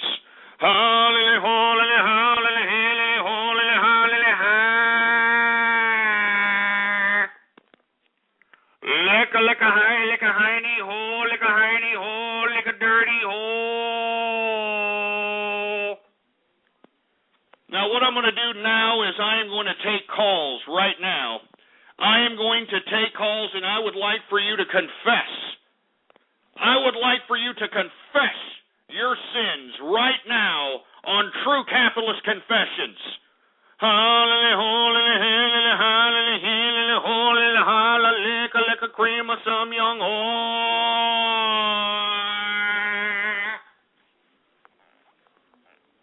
Let's go ahead and take some capitalist confessions, shall we? 517, what do you have to confess, my son? I like it when the TSA officers stick their fingers in my butt. I like it when the TSA officers stick their dicks in my butt. Just in my butt, yeah! And that is your confession, that you like TSA to stick foreign objects in your anal passage. Hell yeah, baby! I love penis, yeah! Yeah, you definitely sounded, you over-feminized fruit bowl. Once again, this is True Capitalist Confessions. Holy, holy, holy, holy, holy, fruity-ass fruit bowl. 314, what do you have to confess, my son? Its flag consists of two vertical bands in yellow and white. Shut up, you stupid idiot, all right? Just sit there and shut your stupid, stinking, smelly, disgusting, salmon-smelling hole, all right? You stupid moron. All right, we're having True Capitalist Confessions here, all right? We need a confession. 585, do you have anything to confess, my son? Besides phone fapping. 567, do you have anything to confess? YouTube's curative powers earned it the nickname Jewish. Jesus Christ. 647, do you have anything to confess, my son? The hub is gonna make a new Care Bears freaking catalog fucking bullshit. You can't even spoken, can you, son? Nope. Why can't you spoken? I don't know. Because you have no father in your influence, do you? Nope. What happened to your father? Went to war, didn't come back. Oh, yeah? So what, you're going to feel sorry for yourself now, sir? Of course. Yeah? So that's why you're going to be a stumbling, mumbling idiot? I mean, don't you think that your father went out to war to make sure that you could stand tall and have the freedom of speech instead of being a stumbling, mumbling little jerk like you are now? I'm asking you a question. This is an honest question, sir. Man, this is intense. Well, no, you called up, pretending to be some, Care Bear clopper, and I don't think that, since you're sitting over here talking that nonsense, I don't think that your father would appreciate that, given the fact that he sacrificed his life for you, me, and everybody else who's trying to sustain the continuity of freedom out here, and here you are, you think it's a big fucking joke. So what's the deal, man?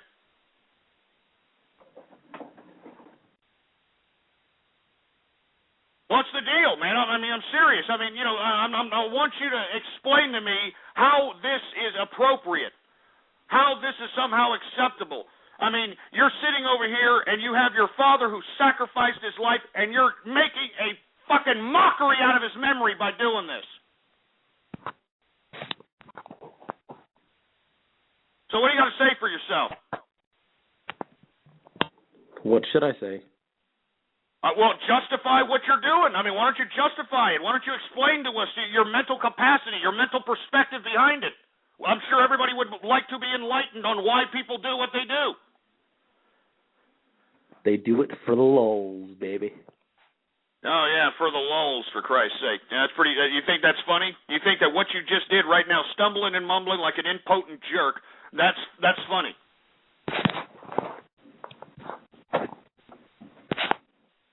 I mean, do you think that's funny? I'm serious. I mean, you have no kind of personality. You can't even speak a pre-thought, something that's been pre-thought in your head.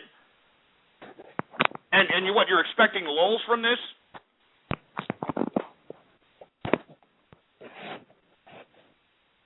So I'm sure Daddy would love this, wouldn't he? Huh? He went out there, sacrificed his life for our freedom just so you could be an absolute idiot for the lulz. Is this it? I'm asking you a question, young man. I'm not joking. I'm not trying. I'm serious. Is this how you're going to serve your father's memory? I guess. Oh, that's great. What a defeatist attitude, for Christ's sake. Where's your mother? Where's your mother? I want to talk to her. Put that bitch on the mic. Put that bitch on the phone. I want to talk to her right now.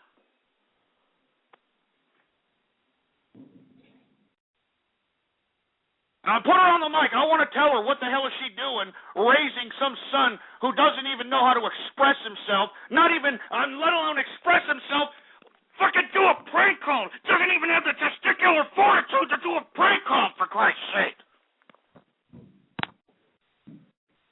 I want to talk to your mother, son. Put her on right now.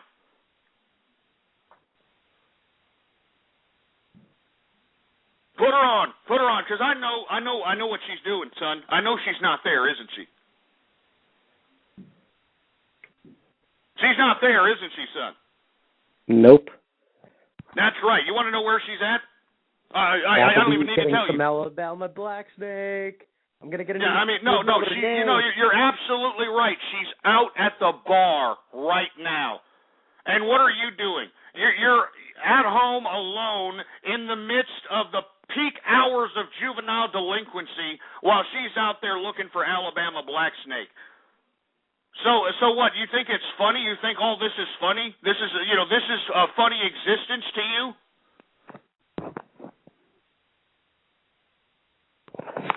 647, I'm serious. Is this a funny existence, just being some insignificant afterbirth of some sperm shake session? I mean, this is funny to you? Being some insignificant life that not even your own parent cares about? Your own parent cares about? I bet you money, you have to take care of her, right? I bet you money she goes off on these stupid emotional tirades. I bet you she brings you around the girls. I bet you she does all that, right? And this is why you're so screwed up in the head. I mean, just tell me. Just tell me. Well, is it really my fault? I'm not saying it's your fault. But what I'm saying is, sir, is that you're listening to a broadcast in which it's giving you the goddamn knowledge and the tools to move beyond that shit. Don't wallow in your own pity and say, oh, my mom, she fruited me up, and my dad is gone. Hey, your dad is gone because he sacrificed his life so so the continuity of the American dream, the liberty, the life, liberty, and the pursuit of happiness concept could continue. And instead, what are you doing? You're feeling sorry for yourself. You're blaming everybody, blaming Mammy, blaming this, blaming that. You have no personality. You're not taking any kind of ambitious initiative to enhance your mental capacity, for Christ's sake. Instead, you sit here, you wait on freaking hold for 50 minutes. For what? To sputter out a sentence fragment about the Care Bears? Well, they're going to make a new show on the Hub. I was just saying, maybe it'll have the same family set as Barona crap. I mean, give me a break, 647, man. I mean, I'm serious. I mean, can you take what I'm going to tell you here, and can you take it to heart, please? I'll try my best. All right, look. Stop acting as if all this shit is a joke, all right? Your life is not a joke, all right? The way your mom treats you is not a joke. Your dad dying at war is not a joke, all right? There's nothing lolsy about it. Why don't you pick yourself up and realize that nobody in this world is going to give a shit about you, 647. And the only reason people are even probably paying you attention is because you're probably somebody who's utilizing troublemaking and emotionalism and whatever other tactic to get the attention of your mother and others when it's the wrong idea to do. Nut up, shut up, get your ass up, go out. If you're not old enough to work, make sure you get straight A's. And when you have all those straight A's, you can leave home and make something else of yourself. Get a freaking full scholarship to college. Make sure that you're not paying for that son of a bitch, and get as far away from as you can from your mother and the girls, because she is not doing one shred of good for your life. Because let me tell you something. How old are you, sir? How old are you? 17. You're 17 years old, and you're talking as if you're 12. I mean, there's something wrong with that picture, man. I mean, at 17, you're 1 year away from being a full-fledged man. You're 1 year away from being drafted into war. You're 1 year away from being put in prison if you do anything wrong, for Christ's sake. And you're still floating around like you're some mindless moron. I mean, come on, man. I mean, suck it up, for Christ's sake. The world sucks. Life sucks. Everybody sucks. But it doesn't give you an excuse to be some mindless man-child who's going to make every excuse in the book for why I'm not responsible, for why I'm such a man-child, why I don't know how to spoke it. Come on, 647. Now, promise me that you're going to take what I told you here and you're going to start nutting up and you're going to start learning something. I'm actually going to utilize everything you just said. It actually opened a lot of doors for me. I thank you a lot, Ghost. Well, look, I'm just telling you how it is, sir. Look, man, you're 1 year away. 1 year away from being an adult. And you can't even talk to me in a prank call. You can't even pre-think a prank call. You can't even write one down. You can't even rip one off without stumbling and mumbling. How do you think you're going to get through life, 647? The only way, man. You got to capitalize. How are you going to capitalize if you can't talk to people? I'm probably going to use it in different ways, like studying, using math, anything other than speaking.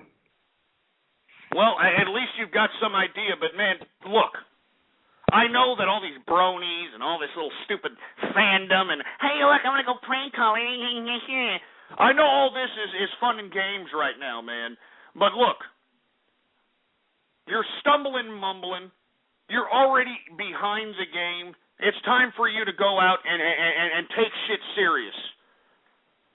Anyway, I'm sorry to scream at you. I'm sorry to, get personal with you. But, man, look, when I hear that somebody went out to war and died and their son is acting a fucking fool, I just can't sit there and be quiet, man. I mean, you kidding me? I mean, these guys are going out there sacrificing their lives out here, and I know for a fact that your dad would want you to be all you can be as a man. As a man. You understand? And a man speaks for itself. Even if you don't know how to spoken very well, even if you don't know how to use the big words, a man speaks his mind. A man communicates. A man is not afraid. Do you understand, 647? Yeah. All right, man. My apologies for screaming at you, and thank you very much for listening. All right, man? No, thank you, man. All right. No problem, man. Anyway, I'm sorry, folks. I'm sorry we went off keister there, man. I didn't mean to get on, that particular caller for such a long period of time. But, I'm sick. I'm really sick of all this stupid ridiculousness that's happening on a consistent basis on this show. I mean, look, if you're going to prank call this show, at least do something that's going to be, of a humorous nature. Even if you have to rip it off, you idiots. But, man, if you're going to be a stumbling, mumbling jerk, then what good are you, man? What good are you? Jesus Christ, man. I hope that young man really listens to what I said, man. Don't ruin your father's memory, all right? Your father died for our country, and I appreciate his service. And as a matter of fact, I hope that young man that listened, I hope that he gets some initiative, that he gets some drive and realizes, hey, you know what, my dad didn't die for nothing. I'm going to go out there and I'm going to show what my dad died for. Not to be one of the girls and a brony and a troll and, the lols. You got to be a man, son. I know there's not that many of them out here, but you have to be a man. Anyway, I'm sorry we went off keister, folks. We were talking a little bit about how, France's new socialist president, Francois Hollande, his plane was struck by lightning, and I was trying to question whether or not it was a sign. But unfortunately, we got deterred by a call. I'm sorry, once again, I don't want to have that young man, think that I just got on him just because, I want to abuse his emotional state. What I'm trying to do is motivate these kids, all right? 17 years old, man, 1 year away from going to jail, all right? Going to jail with the criminals, baby. I mean, you need to look at some of these criminals that are in these jails. I mean, they're going to take your little stupid fruity brony ass and ream it out to the point where you can literally shove large pieces of furniture up your anal passage. And I'm sure for some of you bronies, you'd love that crap. But if for those of you bronies that would love that crap, you know, why don't you go to jail? Why don't you do something to put yourself there and get yourself out of society? Stupid fruity bastards. Anyway, we are now in the third and final hour of the True Capitalist Radio broadcast. And, of course, I am your host, the man they call Ghost. And once again, folks, I want to thank everybody for tuning in with me. Before we get started on anything else, I'd like for everybody to please retweet the broadcast, go to the social networks, go to the forums, go to the blogs, and spread it around like wildfire. And let everybody know that True Capitalist Radio is in effect and in the house. And, of course, for all you fat jelly-ass M-bones, you got all kinds of little buttons underneath there. You understand what I'm saying? All kinds of little buttons. We got Google Plus buttons, Facebook like buttons, retweet this button, share this buttons. Use and abuse those freaking buttons. All right, baby? It's just a freaking click, for Christ's sake. Anyway, we've got, I hate to even ask the engineer here. Engineer, do we have any Twitter shout-outs to be had out here?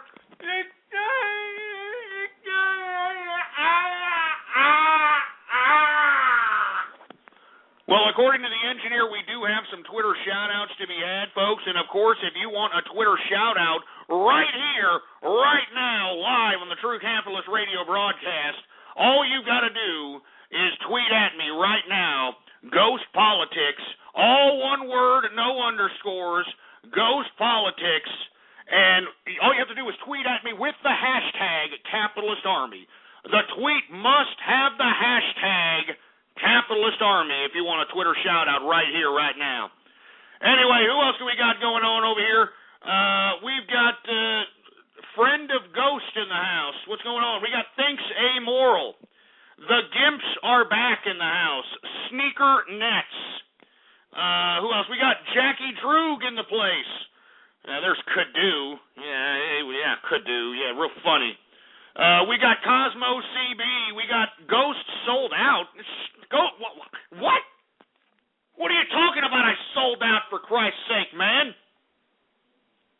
What are you talking about? I'm underground, for Christ's sake. I'm internet underground, baby. The internet underground is the circuit I live in, boy. And don't you ever forget it. Anyway, we got DJ Mob in the place. We got D McGee 627. We've got Loler Guy in the house.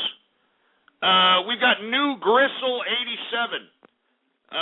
We've got the Gay Bagel. Oh, Jesus Christ, with these freaking names, for Christ's sake. Is that with cream cheese? We got Grenade Plasma in the house. Who else do we got going on here? We've got one GTA in the house again. Jesus Christ. Who else we got? We've got Pudding Head Pony. What's going on? We got Hannibal Shrimpler. You son of a bitch. God damn it.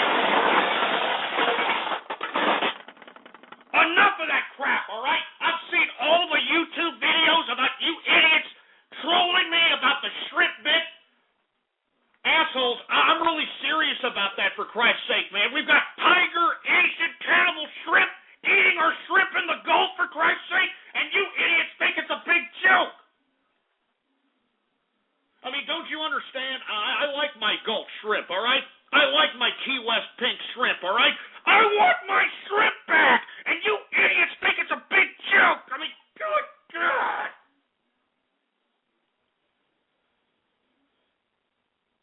Son of a bitches. I've seen all those YouTube videos about this little shrimp bit. Enough. Enough of the shrimp bit. Enough, all right? Give me the freaking mic. The freaking shrimp. I'm telling you, assholes, I want my shrimp back. It's not a joke. There's nothing funny about that, for Christ's sake. We got Asian tiger shrimp that are in the Gulf. Where they came from, I have no freaking idea. But I want my shrimp back. And let me tell you something right now. If there's any scientist or if there's anybody that knows how to kill these tiger shrimp, these Asian tiger shrimp, we need your help. All right?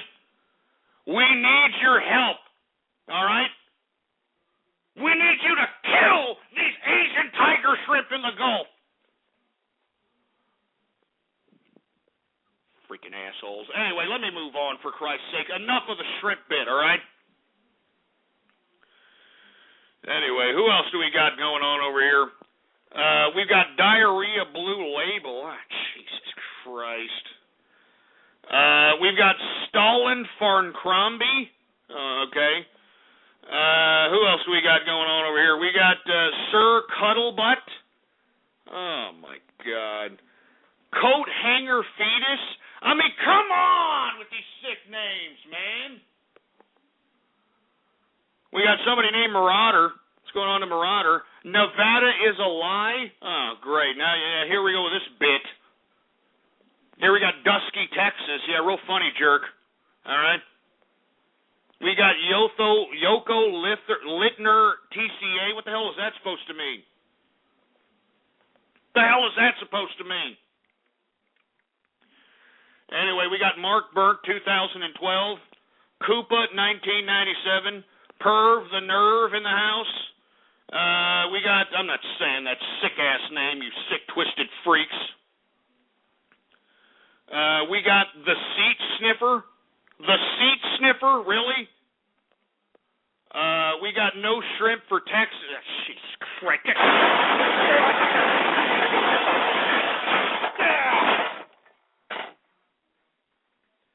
That's it.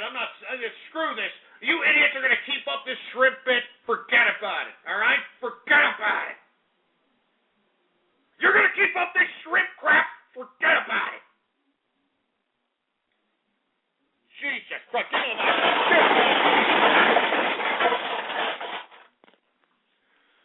You're going to keep up this shrimp bit. Forget about it. Screw all you people. And, hey, all you people that are making Karass burgers and Karass cunt and all this crap, you leave Karaskin alone.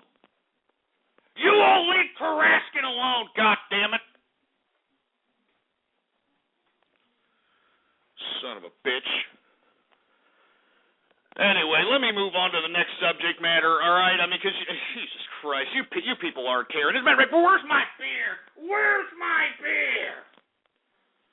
Let me go ahead and chug this beer, for Christ's sake, because, you know, this is the only thing that's going to bring me any kind of solace out here with all you freaking idiots agitating my broadcast, acting like the proverbial cyber vermin that you people are. Jesus Christ, let me take a chug of this.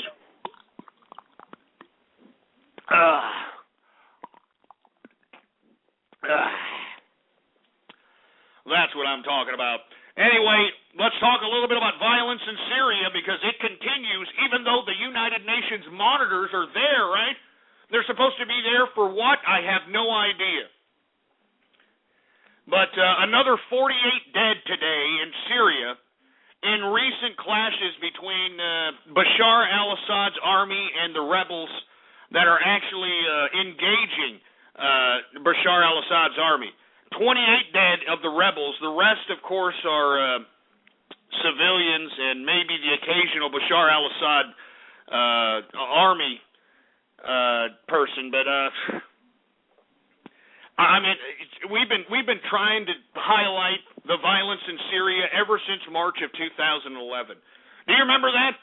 I mean, if you don't believe me, go back in that damn archive. All right. blogtalkradio.com/ghost, all right? Repeat that again for all you slow-minded, relaxed-brained, fat jelly-ass ham bones, all right? blogtalkradio.com/ghost, all right? I mean, don't you understand? We've been trying to emphasize the importance of the crimes against humanity in Syria since last March, and it took until August of 2011 for the United States and the United Nations to finally acknowledge that there was something wrong in Syria. 8,000 people had to die before the damn United Nations even batted an eye at this particular situation. And it's sick. So once again, another 48 dead in recent clashes in Syria. And all I've got to say is death! Death to Bashar al-Assad! Death to Bashar al-Assad! You piece of crap. And you can tell him I said that. Anyway, we're running out of time here. Let's talk a little bit about the Ukraine. We all heard about the jailing of Yulia Tymoshenko and how it's an unlawful jailing. It's nothing more than the communists that rose to power out of Donbas, Ukraine, that have taken control of the government, and they're now jailing all political opposition to the industrial Russian communists that are now in power in the Ukraine. And as a result, the EU leaders have threatened to boycott the 2012 European Football Championship, which is going to be held in the Ukraine, if they do not release Yulia Tymoshenko. And we've seen photos of Tymoshenko, who has been assaulted by prison guards. She's being tortured at this point in time. She recently ended her hunger strike. God damn it, I'm stumbling over my own tongue like these idiots. Jesus Christ. Anyway, she recently ended her hunger strike and has been transferred from the prison to a hospital to get medical treatment for the injuries that she has sustained, courtesy of these disgusting, despicable commies in the Ukraine. So anyway, once again, Ukraine is trying to supposedly cater to some of the demands that are being put forth by the EU and others that are calling for the freeing of Yulia Tymoshenko, but they're going to delay the appeal for the jailing of Tymoshenko, which means that even though they're giving her medical treatment and it's under the supervision of somebody from the EU and that sort of thing, they're not going to let her out of jail, which means that the Donbas communists in the Ukraine are actually setting precedent within the country. I mean, are we back? Are we back to Ukraine communism? Because it sure as hell looks like it. Once again, free Yulia Tymoshenko, and let's bring back a little bit of democratic politics back to the Ukraine. And let's not let these commies in the Ukraine fool the world into believing that what they're doing is justified. It's nothing more than trying to eliminate the political opposition, and they're a bunch of commie bastards for doing it. So free Yulia Tymoshenko.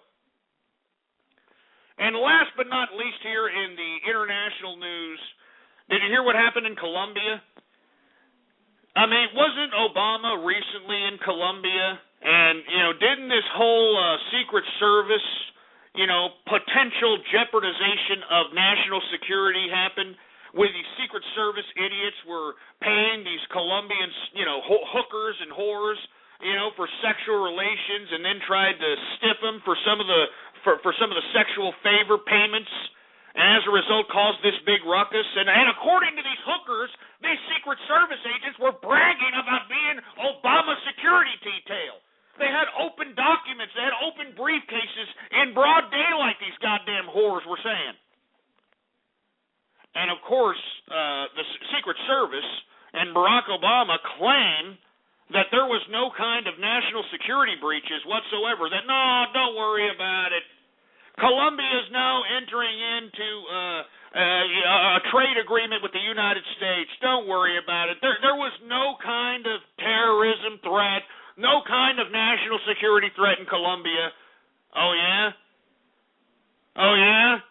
Did you hear about the latest bomb that was trying to target the ex-minister, the ex-prime minister? 2 killed, 24 injured in this freaking bomb attack. No, but hey, the president was safe, right? The Secret Service didn't jeopardize any freaking national security. Are you kidding me? I mean, we're seeing bombs now in Colombia that are killing ex-politicians. I mean, I like how this goes over the head of the media. I mean, I like how this all goes over the head of the media. Colombian bomb injures ex-prime minister, for Christ's sake. 2 killed, 24 injured in a bomb in Colombia. And yet, what was it, 2 or 3 weeks ago, 4 weeks ago, when the Secret Service was out there? The Secret Service was out there getting their freak on with Colombian hookers, you know, with freaking important, you know, classified documents out in the open for these hookers to see, bragging about being a part of Obama's detail. Oh, my God, this is sick. I mean, this just goes to show you that Obama needs to take his head out of his ass as it pertains to the Secret Service situation and realize how much jeopardy he was put into as it relates to these goddamn Secret Services playing grab ass with pre-teenage Colombian hookers, for Christ's sake. A bomb injures the ex-freaking politician, ex-prime minister of freaking goddamn Colombia, man. Kills 2, injures 24. That's serious business, man. That's serious goddamn business. Jesus Christ. Anyway, let me move on, for Christ's sake. I know that I was supposed to have a Mother's Day edition on Sunday. I didn't. And I was supposed to have a post-Mother's Day edition of the True Capitalist radio broadcast on Monday. I didn't. And the reason is, folks, is because this pussy whip society that we are living in today has such a hard-on for mothers, it makes me disgustingly sick. All right? Did you see this one Skankosaurus that was on Time Magazine that had her little, you know, milkshake out, you know, her little breastises out, like maybe a little bit more than an A cup out, while her 5-year-old or 4-year-old or however old this kid is, it now has teeth so it can eat its own food, but this woman insists upon, you know, breastfeeding her 4 or 5-year-old, for Christ's sake, and they put this on the cover of Time Magazine with the quote, "Are you mom enough? Are you mom enough? Are you kidding me? Are you utterly kidding me, for Christ's sake? I mean, this is what mothers have turned out to be, for Christ's sake. Nothing more than attention whores. That's what the modern-day single mother is turned out to be. Because, look, let's be honest. The majority of American families are no longer two-parent family systems. They are single parents. And what are they utilizing their kid for? They're utilizing their kids as, like, fashion accessories. You know what I mean? Like they buy a new handbag, you know, or like they carry around a freaking, you know, a tote bag, a purse, or a merce for you men that carry stupid bags. You know, those merces. That's what children are, man. They're nothing more than fashion accessories, for Christ's sake. These women don't give 2 rat's asses about their children. If they cared about their children, they would teach them how to be productive members of society. They'd teach them how to speak. You want to know why most of these people that are calling up to my broadcast don't know how to spoken? You want to know why they're sputtering out sentence fragments? Because the mom doesn't talk to them. The only time the mom talks is when she takes the son around the girls. Oh, come on, son, let's go around the girls. And here, the son has to observe this mindless, emotional, impulsive banter being talked by his mother and the girls. And that's how these kids end up learning their communication skills, for Christ's sake. I'm not joking, man.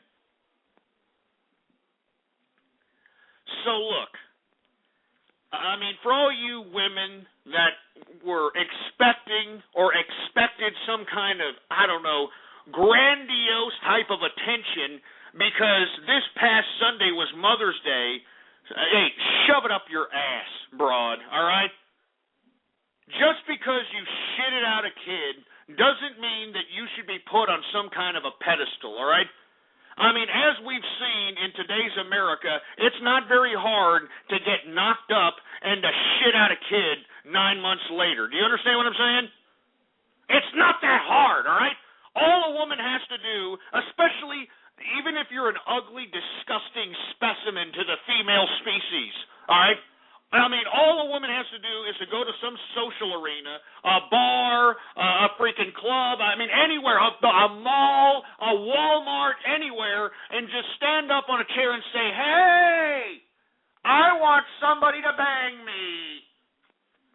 And you will have a line of people, probably ethnic minorities, lining up ready to get a piece of that, no matter how ugly, fat, disgusting, slovenly, unsanitary, unhygienic she is.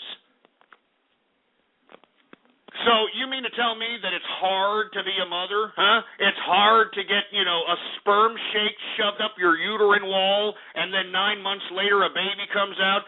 Shove it up your ass, you stupid broads, all right? Give me a freaking break. We're supposed to praise these bimbos because they happen to shit out a couple of kids this past Sunday, right? We had to praise each and every one of these bimbos because they happen to shit out a couple of kids. Well, you know what? Shove it up your ass. What, you want praise because you're taking care of your children? You want praise because you're a mother, for Christ's sake? Hey, bitch!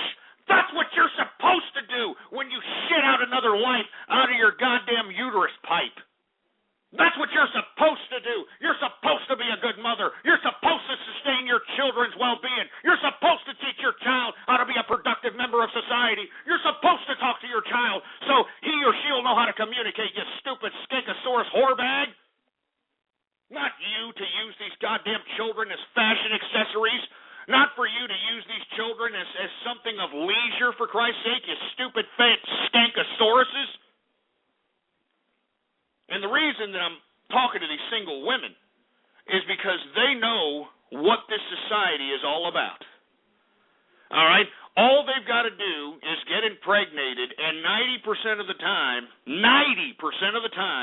the women will retain custody of the child, and as a result, play the child support lottery system, baby. Oh, yeah, are you kidding me? Oh, yeah, so you know what? Shove it up your ass. All you single mothers, you get no sympathy from me. I spit on you people. Puh! I spit on you people. All right, and I'm not talking about you single mothers that realized, hey, I got with the wrong man. The guy was a jerk. I had a kid. I'm not making excuses. I'm not collecting entitlements. I'm going to work. I'm taking care of my responsibilities, and I'm a capitalist. I'm not talking to you single mothers, all right?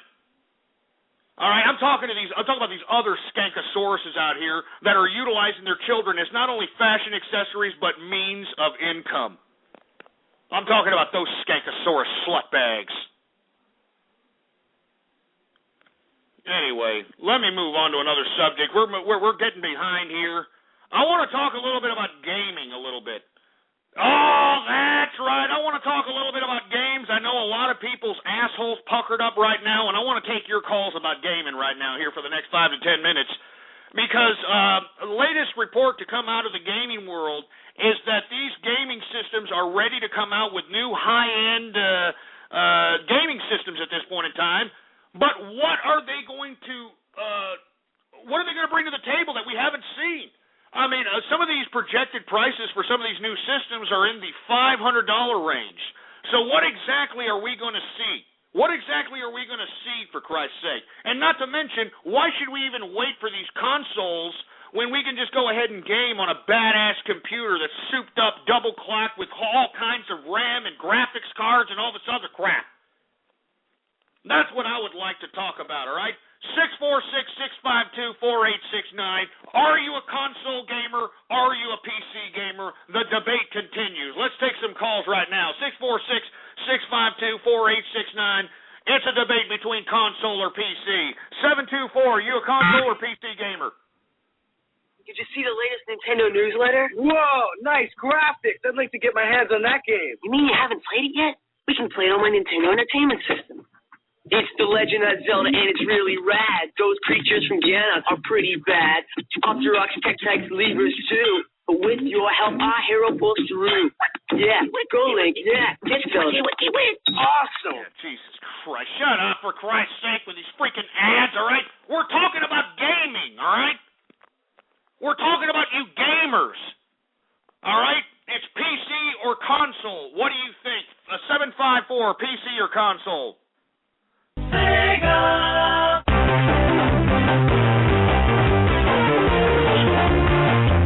Hey, look, asshole, all right? Stop playing clips, but I agree with you. I like Sega. Are you kidding? I love Sega. Sega! I mean, let me tell you, I loved Nintendo when it came out in the 80s. I bought every peripheral, every game for the original Nintendo, and then when they pulled out Super Nintendo out of their ass, I was like, are you kidding me? I mean, are you kidding? I mean, we're supposed to appreciate this. After that, I just became a Sega gamer, and then after the Sega Dreamcast came out and it just went kaput, I stopped gaming altogether because I was betrayed. 734, PC or console? You're off the air. How about 262, PC or console?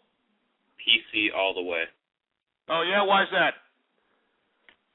Just because there's so many more availabilities with PC, you get almost all of the games that the consoles do, plus more exclusives, such as Diablo 3, World of Warcraft, Gary's Mod, stuff like that. Yeah, what about the debate on console gamers that they don't have to buy any additional hardware? The whole hardware is dedicated to the gaming process, as opposed to the PC, where some of the system resources are allocated to other processes. Well, to that, sure, it takes a little bit more money to play with the PC, but if you can afford it, there's nothing better than it. I hear you, man. Let me tell you, that's what all PC gamers say. You know, it's the infamous debate. We're having it right now. PC versus console gamers. Which one are you? 808, PC or console? Oh, I don't really have an opinion. I like both. You like both? Yeah. So you have PC games and console games? Yeah. What's the difference between the both, do you think? No idea. Yeah, just shut up, you stupid moron. You're probably a console gamer just by sounding so stupid, ignorant, dumbass 8-year-old brat. 603, PC or console? Helen Keller deaf mute. All right, how about 541, PC or console? Shove that EU shit up your ass, for Christ's sake! Jesus Christ, we're having a gamer discussion here, all right? I mean, this is serious business. All right, 661, PC or console? Personally, I choose console. Oh, yeah? Why is that? Well, because even though I have PC games and console games, I find console games a little more enjoyable, especially the old classic NES games like Super Mario Brothers 1, 2, and 3. I love those games. And Sega, yeah, I like the first Sonic games. I like the second Sonic game. And for the Dreamcast, I love Sonic Adventure and Sonic Adventure 2 Battle. So really, and also for PC, it can really lag a lot, like with Call of Duty or something, or World of Warcraft. So really, I'm a console gamer, and I would say console all the way. Well, console at 661, pretty very thought out description on why his opinion is valid. I mean, what's going on? I mean, I think that seems like a pretty decent debate for consoles, even though I'm not a console gamer or not a gamer anymore, period. But in my personal opinion, given the fact that consoles will be solely dedicated to the gaming experience, wouldn't it be suitable for gamers, just like this gentleman said, that to prevent lag and to prevent these types of things that could skew the whole game playing process, don't you think that consoles could potentially beat out PC? I like PC. Don't get me wrong. You can soup up your PC. You can take out peripherals. You can add video cards. I mean, you can do things of that nature, but at the same time, those PC processors are being utilized by everything else on your PC. So anyway, the debate continues. 239, PC or console? Personally, I'm both actually. I grew up with consoles, but then, growing up when computers came out and they started being popular, I actually. Well, maybe you need to, sell one and get a better phone, sir. How about 724, PC or console? You're Helen Keller deaf mute. 207, PC or console? Hey, 207. Oh, is that me? Yeah, is PC or console? What do you game on, man? Oh, my bad. I'm sitting here listening. Hey, Ghost. I'm going to go ahead and say PC gaming because, graphics and, but also you got to take into consideration that there are a lot less hackers on console gaming. Well, just from my experiences anyway, because I have played some games on the PC, and I also have my games on my console, and I prefer console because there's a lot less hackers. So, yeah. Well, that's actually a good point, man. A lot less hackers that are going to be cheating, for Christ's sake. I mean, is that factual? Console gaming, eliminates the hacker factor and actually emphasizes gameplay. Good point. 443, console or PC? Hey, guys. I particularly like both consoles. Both consoles? Well, like Xbox and PC, both. All right, and why is it that you like both of them? What's the nuances between them both that keeps you loyal to both? Well, see, I just think most of the different games are, like, on PC you can get Minecraft, but on Xbox you can get different games in PC. Well, that's a good point. How about 973? What's up, PC or console? Hey, Ghost. I'm really into, I'm digging the consoles because, I just bought a game recently that I have on both platforms, both on PC and on Xbox. And that game is Brony Capitalist Massacre 5, along with Ghost's Dad Was Lazy. Yeah, real funny, you stupid fruit bowl. I hope you get cancer of the freaking anus. All right, last call, 713. What do you think, PC or console? All right, playing with your pecker shaft. 208, PC or console? Hey, 208. You stupid fruity ass. 571, PC or console? Hello, I'm Jones, and the inventor of D-pants. D-pants are protective pants you wear under your trousers to capture and contain your uncontrollable diarrhea. Just squirt away right into the plastic. The diarrhea almost never runs away through the tight elastic around the ankles. Get this crap off, for Christ's sake. All right, that's enough of the gamer talk, all right? Last but not least, I'd like to talk a little bit about the bronies out here. I mean, let me tell you something, man. I've had about enough of you bronies. You understand that? Especially you sick-ass perverts that I know for a fact are in your 20s or 30s and are trying to act like teenagers, all right? I'm putting every one of you assholes that are pretending to be teenagers, I'm putting you all on notice, all right?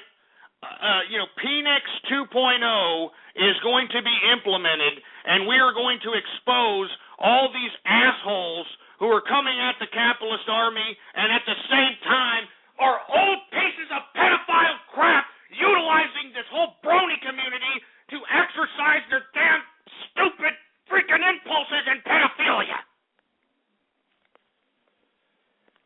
Now, once again, this is not going out to the whole brony community because I do recognize there are some brony fans, and there are bronies that are genuinely kids. These are bronies that are high schoolers or middle schoolers, and, hey, rightfully so. You're little kids, you're innocent, whatever, all right? You want to be involved with all that My Little Pony crap? I mean, if your parents are okay with it and they're supporting it, well, whatever, all right?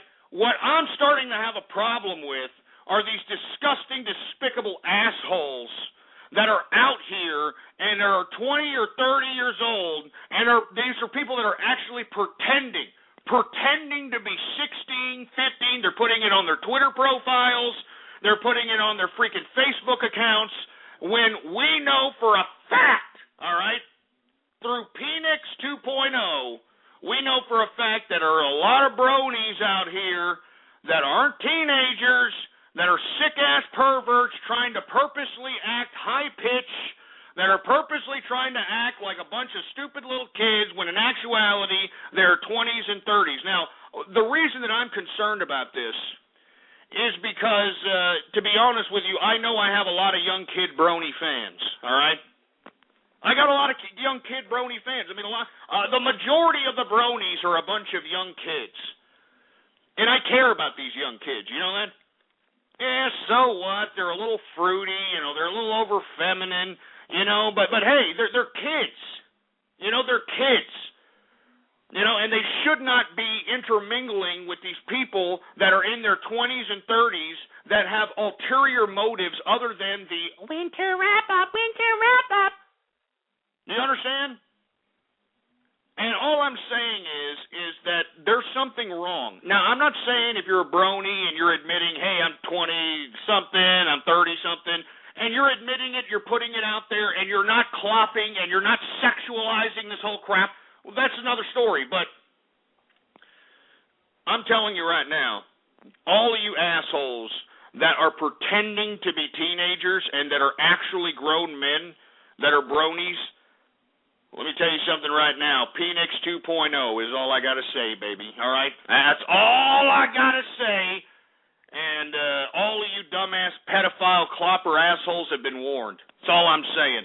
Anyway, now that we got that out of the way, let's go ahead and go to everybody's favorite part of the broadcast, and I'm talking about radiography. Woo!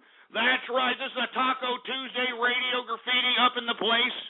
And all you've got to do to become a spectator, to become a part of the spectacle, is give me a call at 646-652-4869 is the number to call.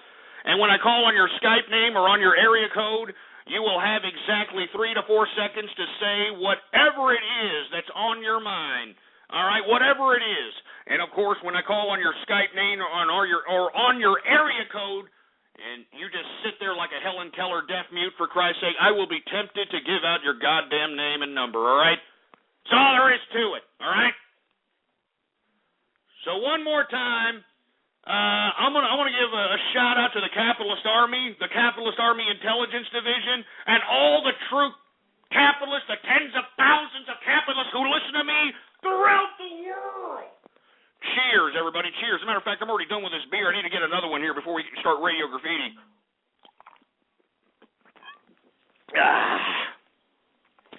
Yeah, I need another beer before we start Radio Graffiti, for Christ's sake. Here we go. Oh, yeah. Woo! Oh, man, Taco Tuesday. Woo! All right, here we go. We're in the house now. We got another beer here. Let's go ahead and start Radio Graffiti, and let's take it from the top right now. Let's see, who do we got here? We got Texas Troll, Radio Graffiti. Ghost is a Jewish ham-bone butt plug up the asshole-loving racist. His wife is a dirty dish rag whore, and his son likes My Little Pony. Pony. Sheriff Max a retard, so vote for Lamar Smith. And while you're at it, vote just shove it up your ass, you stupid scumbag. All right, you can talk about me all you want to, but don't sit over there and promote Lamar Smith, you ungrateful, sofa-supporting, internet regulation-supporting piece of crap. I hope somebody doxes your ass for promoting internet regulation, you piece of crap. Texas Troll, you stupid moron. 518 Radio Graffiti.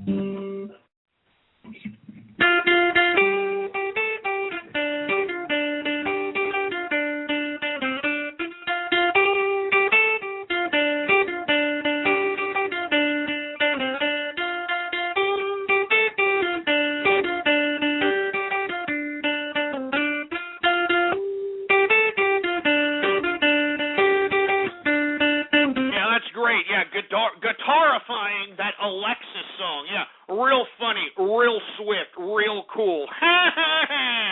234 Radio Graffiti. Yeah, you're taking too long. 404 Radio Graffiti. This man unveils his first car. You know, there's nothing funny about the Alex Trebek crap. Really, it's stupid. 516 Radio Graffiti. Hello, Ghost. I just wanted to inform you the Mexican showers when somebody takes an explosive diarrhea shit all over another girl's mouth. This act was very prominent in the German pornography called Church of Sludge, which pretty much made... Gee, I mean, who cares? Why do we need to know that, you sick prick? You're probably a part of that, early 90s goatsy movement, aren't you, you fruity-ass fruit? 559, Radio Graffiti. Why does the engineer always sound drunk? Hey, the engineer's not drunk. The engineer doesn't drink, for Christ's sake. He's doing his job. As a matter of fact, I'm proud of you today, engineer. You're doing your job. I mean, the last Friday, for Christ's sake, you were acting like an asshole. I really appreciate you today there, engineer. Good job.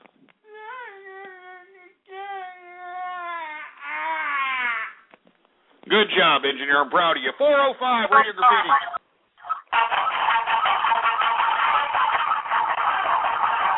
Get a better phone, asshole. 936, Radio Graffiti. Yo, Ghost, can I give a shout-out? Go ahead. Yeah, I'd like to give a shout-out to my number one dog in the Capital Wasteland, 3 Dog from Galaxy News Radio. Bow, wow, wow. Shut up. All right, you stupid moron. 313, Radio Graffiti. Yes, I'd just like to tell you that the Church of My Little Pony has gone international. We have priests in the UK, Russia, Australia, and all across the U.S. Shut up, you stupid brony. And you better not hope that you're not on our radar as being an over 20-something little fruit bowl brony trying to, exercise your pedophilic ways, you fruit. 971, Radio Graffiti. Here they come, slipping and sliding down the cold ice. Lots and lots of penguins. The cruise collection of penguin pictures we never offered. And now through this special gift offer, you'll get 2 penguin videos for the price of 1. First, you'll get big penguins, little penguins, short, tall, baby, not common penguins, even penguins flying through the air. Shut up with these ads already, man. Stop getting free airtime on my show. 617, Radio Graffiti.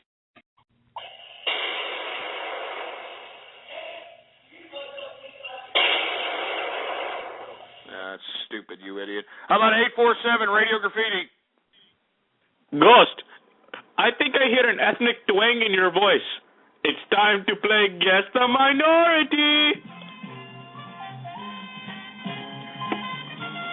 Are you kidding me, you stupid idiot? You're taking my gag, for Christ's sake? That wasn't even funny. 574, Radio Graffiti. Go to the elbow, can we get this? Go to the elbow. Yes, we can. I'm a damn racist. I'm not you. Go back in the kitchen, all right? Remixing me with goddamn Bob the Builder. Shove it up your ass. God damn it. 614, Radio Goddamn Graffiti.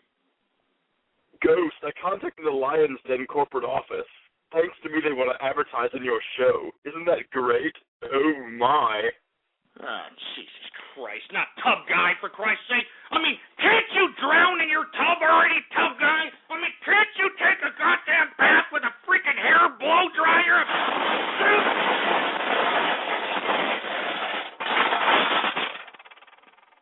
Goddamn tub guy. Jesus Christ, man. Give me the mic. Give me the mic. Son of a bitch. I'm taking Skype callers now, for Christ's sake. Dunlop 145, Radio Graffiti. I may be 14 years old, but ain't no one finna run my life, especially not that whore Nicole.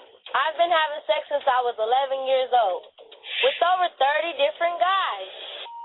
5 different guys right now, just so I can get pregnant. God. My pimp will take me out on the street and sell my body for $50. I even had sex for a double cheeseburger with bacon. It's all about fast money, baby.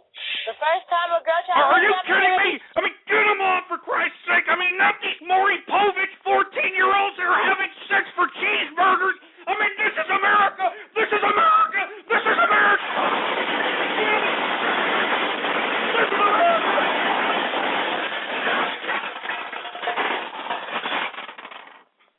Goddamn 14-year-olds having sex for cheeseburgers. I mean, good God.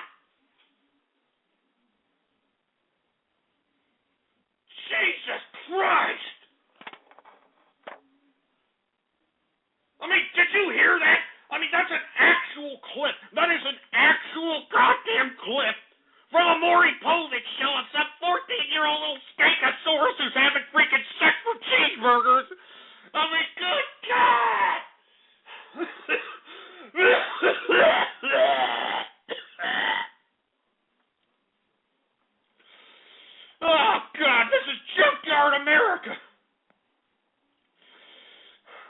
Jesus Christ. This is the new shitbag America. And, of course, all of you people that are listening, you're just sitting there and being quiet. You're just sitting there and being silent. Silence is consent, you stupid, ungrateful pricks. Oh, God. Oh, God. Oh, yeah. Oh, give me my... Oh, look, the microphone's going out. Oh. You sorry sacks of crap. Oh, my God. Oh, Jesus Christ. Oh, you make me want to puke. Oh, my God, you idiots make me want to throw up. Ugh. I'm going to take a break, for Christ's sake, all right? I got to switch microphones. I got to take a break. But, by God, when I come back, you sorry sacks of crap better have some goddamn substance. You better have something for Radio Graffiti, because this Radio Graffiti sucked. All right? All you people are sucking for Radio Graffiti. You're sucking. You're sucking, for Christ's sake. And if you're going to keep sucking, the least you can do is swallow, you sick sons of bitches. Jesus Christ. Anyway, I gotta, take a break here really fast, folks, because I gotta switch the freaking microphones here. So, since everybody here is a freaking brony fruit or something of that nature, let's go ahead and let everybody's anal passages pucker up because they're all a bunch of fruit feminized bronies that are listening out here. Let's go ahead and throw something on, engineer, that they'll like, that'll have their assholes puckering. You got something? Well, throw it on, engineer, because these stupid bronies need to sit over there and have something to clock to, these sick sons of bitches. Uh-oh. It's Lion Kitty! It's too careful, it's Lion Kitty! It's Lion Kitty, for Christ's sake, let me do it now!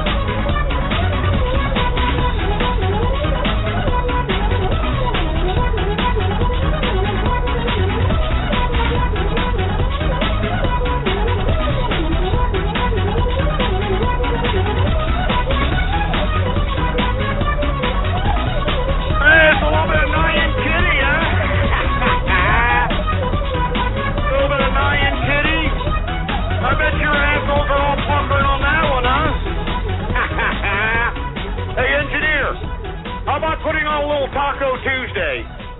How about a little bit of a Taco Tuesday music, engineer? How about that? How about a little bit of a Taco Tuesday music for right now? You know what I mean? All right, let's put a little bit of Taco Tuesday music. How about that one by Navy Sandhusky? How about the one by Navy Sandhusky? The Taco Tuesday. You got that? Well, put it on, baby, for Taco Tuesday. Put it on. I'm not a freaking ham bone. All right, let's just put it that way, Navy Sandhusky. It's Taco Tuesday, baby. Who's hype? Who's hype? I actually have Paco on the line, man. I wanted you and him to get down, man. You know what I'm saying? I wanted you and him to talk about Morocco. Come on, Taco Tuesday. Get down with me, baby. Get up off your desk and do it. Taco Tuesday. Taco Tuesday. Taco Tuesday.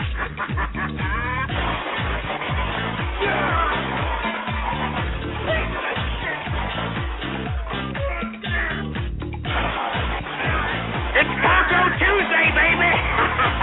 Hey, let's do a Mexican yelp. I'm doing for Lori Show. Listen, I'm doing for Lori Show.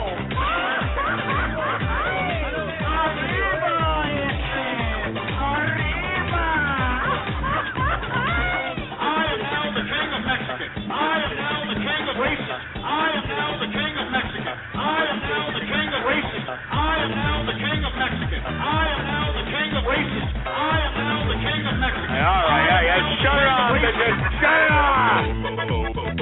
I'm not a goddamn racist, all right, first of all right? I'm a melting pot of friendship. I happen to have a whole bunch of friends that happen to be black. I happen to have a whole bunch of friends that happen to be Hispanics. I happen to have a whole bunch of friends that happen to be WAP, sauerkraut, Oriental. So for you people to sit over here and claim that I'm some sort of a Grand Dragon racist is a false indictment, and all you assholes know it. All right? Now let's go ahead and get back to the freaking Radio Graffiti right here, right now, live on the True Capitalist Radio broadcast. 936 Radio Graffiti. Yo, what's up? What's up? Yeah, it's great. How about 234 Radio Graffiti?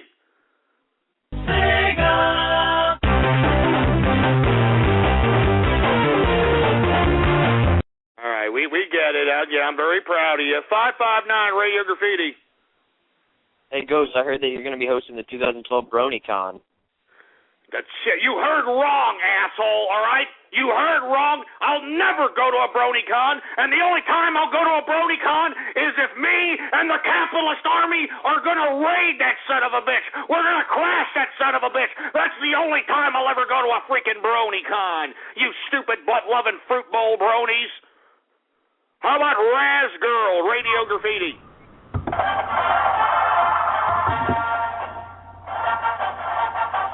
Shove that OU crap up your ass! Longhorns, baby! UT Longhorns in your face! Son of a bitch. 973 Radio Graffiti. Hey, Ghost, how are you? Yeah, I'm better than you. 805 Radio Graffiti. Hey, Ghost, it's Edna. How are you today? Ah, Jesus Christ. What do you want, you cancer bag? You know, summer's coming up, and I want to get a nice tan, but I got sunburned and the skin is just peeling off in layers. But I know how to solve this. I'm going to use it as Parmesan on my spaghetti tonight. Oh, it's delicious. Ah, you sick, twisted broad. Oh, gee, let's just keep going. This is a horrible Taco Tuesday. And in the Wizard, Radio Graffiti.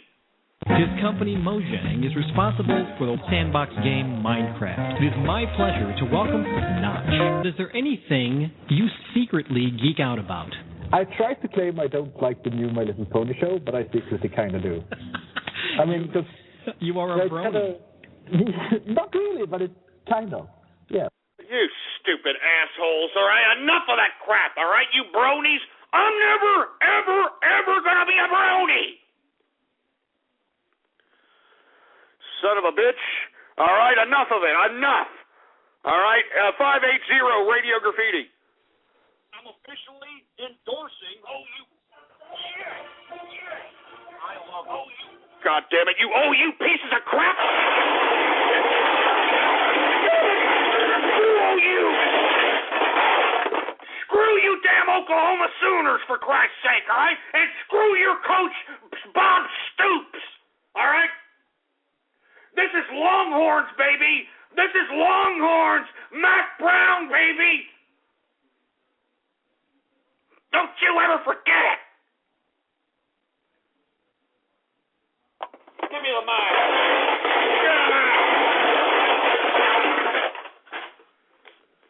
Don't you scumbags ever forget it, for Christ's sake, baby. Longhorns right in your filthy, fat, disgusting, oily faces. 204 Radio Graffiti. It's free! Put your ABC free! Put your ABC is free! Put your ABC free! Son of a bitch, just shove your EBT song up your ass. You disgusting, filthy waste of human life. How about Jimmy Kudos, Radio Graffiti? That's right. We have another offer for you today. That's right. You can now own your very own Ghost Action sticker. The Ghost Action sticker comes with a low tossable beer can, so your kids can now simulate their own cans that way. Goddamn son of a bitch! You big fucking troll! I'm a brony, goddammit! I'm a raining drunk alcoholic brony! They grow up so fast, do they not? And if you call 646-652-4869 in the next 5 minutes, we'll throw in Ghost's favorite Asperger-ridden friend, Karaskin. The Karaskin action figure even comes with its own show-accurate sound. Uh-oh. Watch out, engineer. I think he's after your job. Hey, that's enough. That's enough. Don't make fun of Karaskin. That's enough, you piece of crap. Shove it up your ass with that stupid, dumb, fake-ass ad, you stupid fruit bowl. You leave Karaskin alone. You piece of crap. We don't want actual Radio Graffiti. These burgers sure are boring. If only there was a cooler place to eat. Maybe I can help. Karaskin! That's right. Karaskin here, founder of Karaskin's Burgers. Far out. Stop in for our world's famous Karas Burger or our Lou Ferrango Burger. Say, guys, how is it? Totally tubular. Great. All right. Hey, you guys want me to stick around for a bit? No, that's okay. What a bunch of rascals. So, stop by Karaskin's Burgers, right by Celtic's Pizza Shop. See you there. God damn all you troll damn cyber vermin! Leave Karaskin alone, you asshole!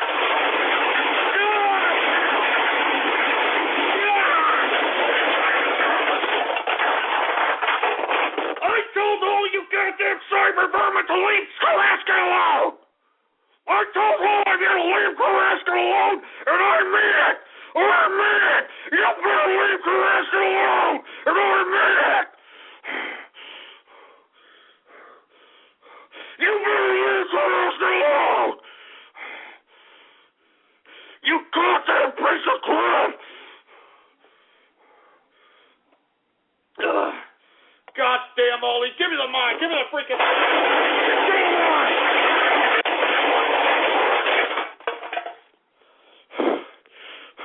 I'm warning you, I'm warning all of you, leave Karaskin alone!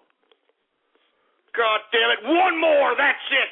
This is fresh, this should be rich. Kadu Radio Goddamn Graffiti. I mean, what's next? The Butt Street Boys? Yes! That's you! I am a goddamn brony! That's you! Fluttershy, this best pony. That's you! God damn it, that's it, that's it! That's it!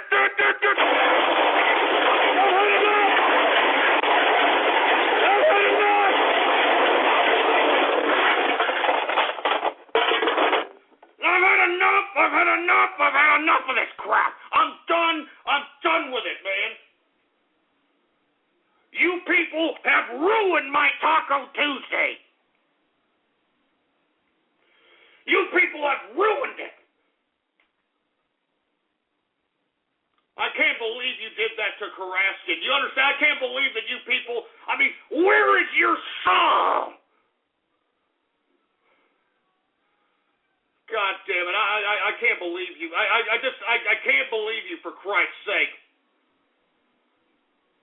I'm done. Get me out. You know what? Screw all you people. You people will be lucky if I come back again, for Christ's sake.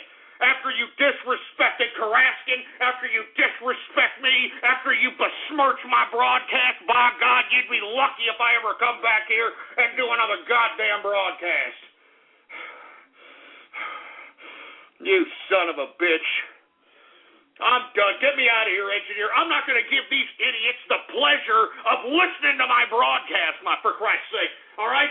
I mean, every time that I broadcast on the internet, it's a privilege to these goddamn cyber vermin. It's a privilege. God damn it. Give me the mic. Give me the mic.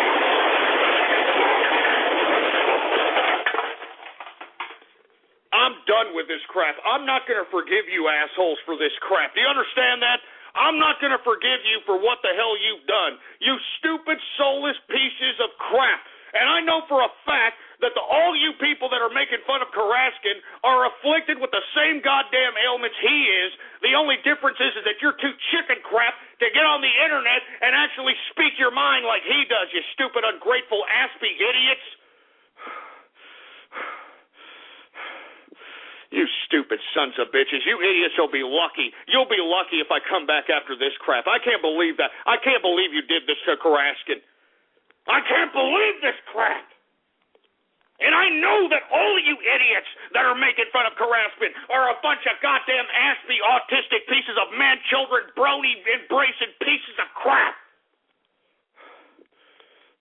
I know it. I know for a fact. I can hear it in your voice, for Christ's sake. You sound like a retarded Elmer Fudd, half of you people. And you have the audacity to sit over here and make fun of Karaskin?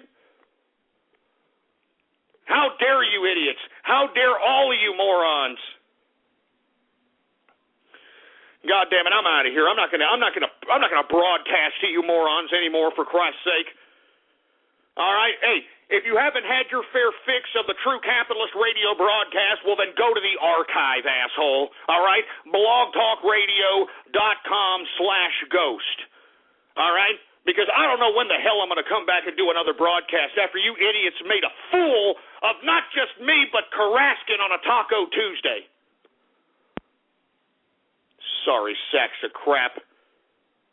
blogtalkradio.com/ghostpolitics, Milky Lickers. Bookmark it, add it to your favorites, and don't forget it. And follow me on Twitter. It's the best time and the best opportunity to find out when I'm going to conduct another broadcast, because, by God, I don't know if I'm going to conduct another broadcast after this, goddammit. You son of a bitch. All right. And get this freaking mic out of my face.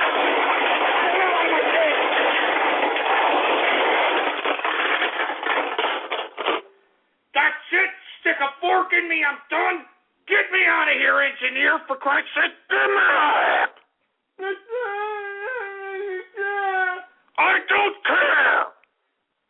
Get me out of here, for Christ's sake. You've been listening to True Capitalist Radio. The thoughts, views, ideas, comments, and opinions of the host of this show are absolutely his. Catch more live episodes Monday through Friday from 3:30 to 6:30 Central, or check out archive shows at blogtalkradio.com. True Capitalist Radio. That's it.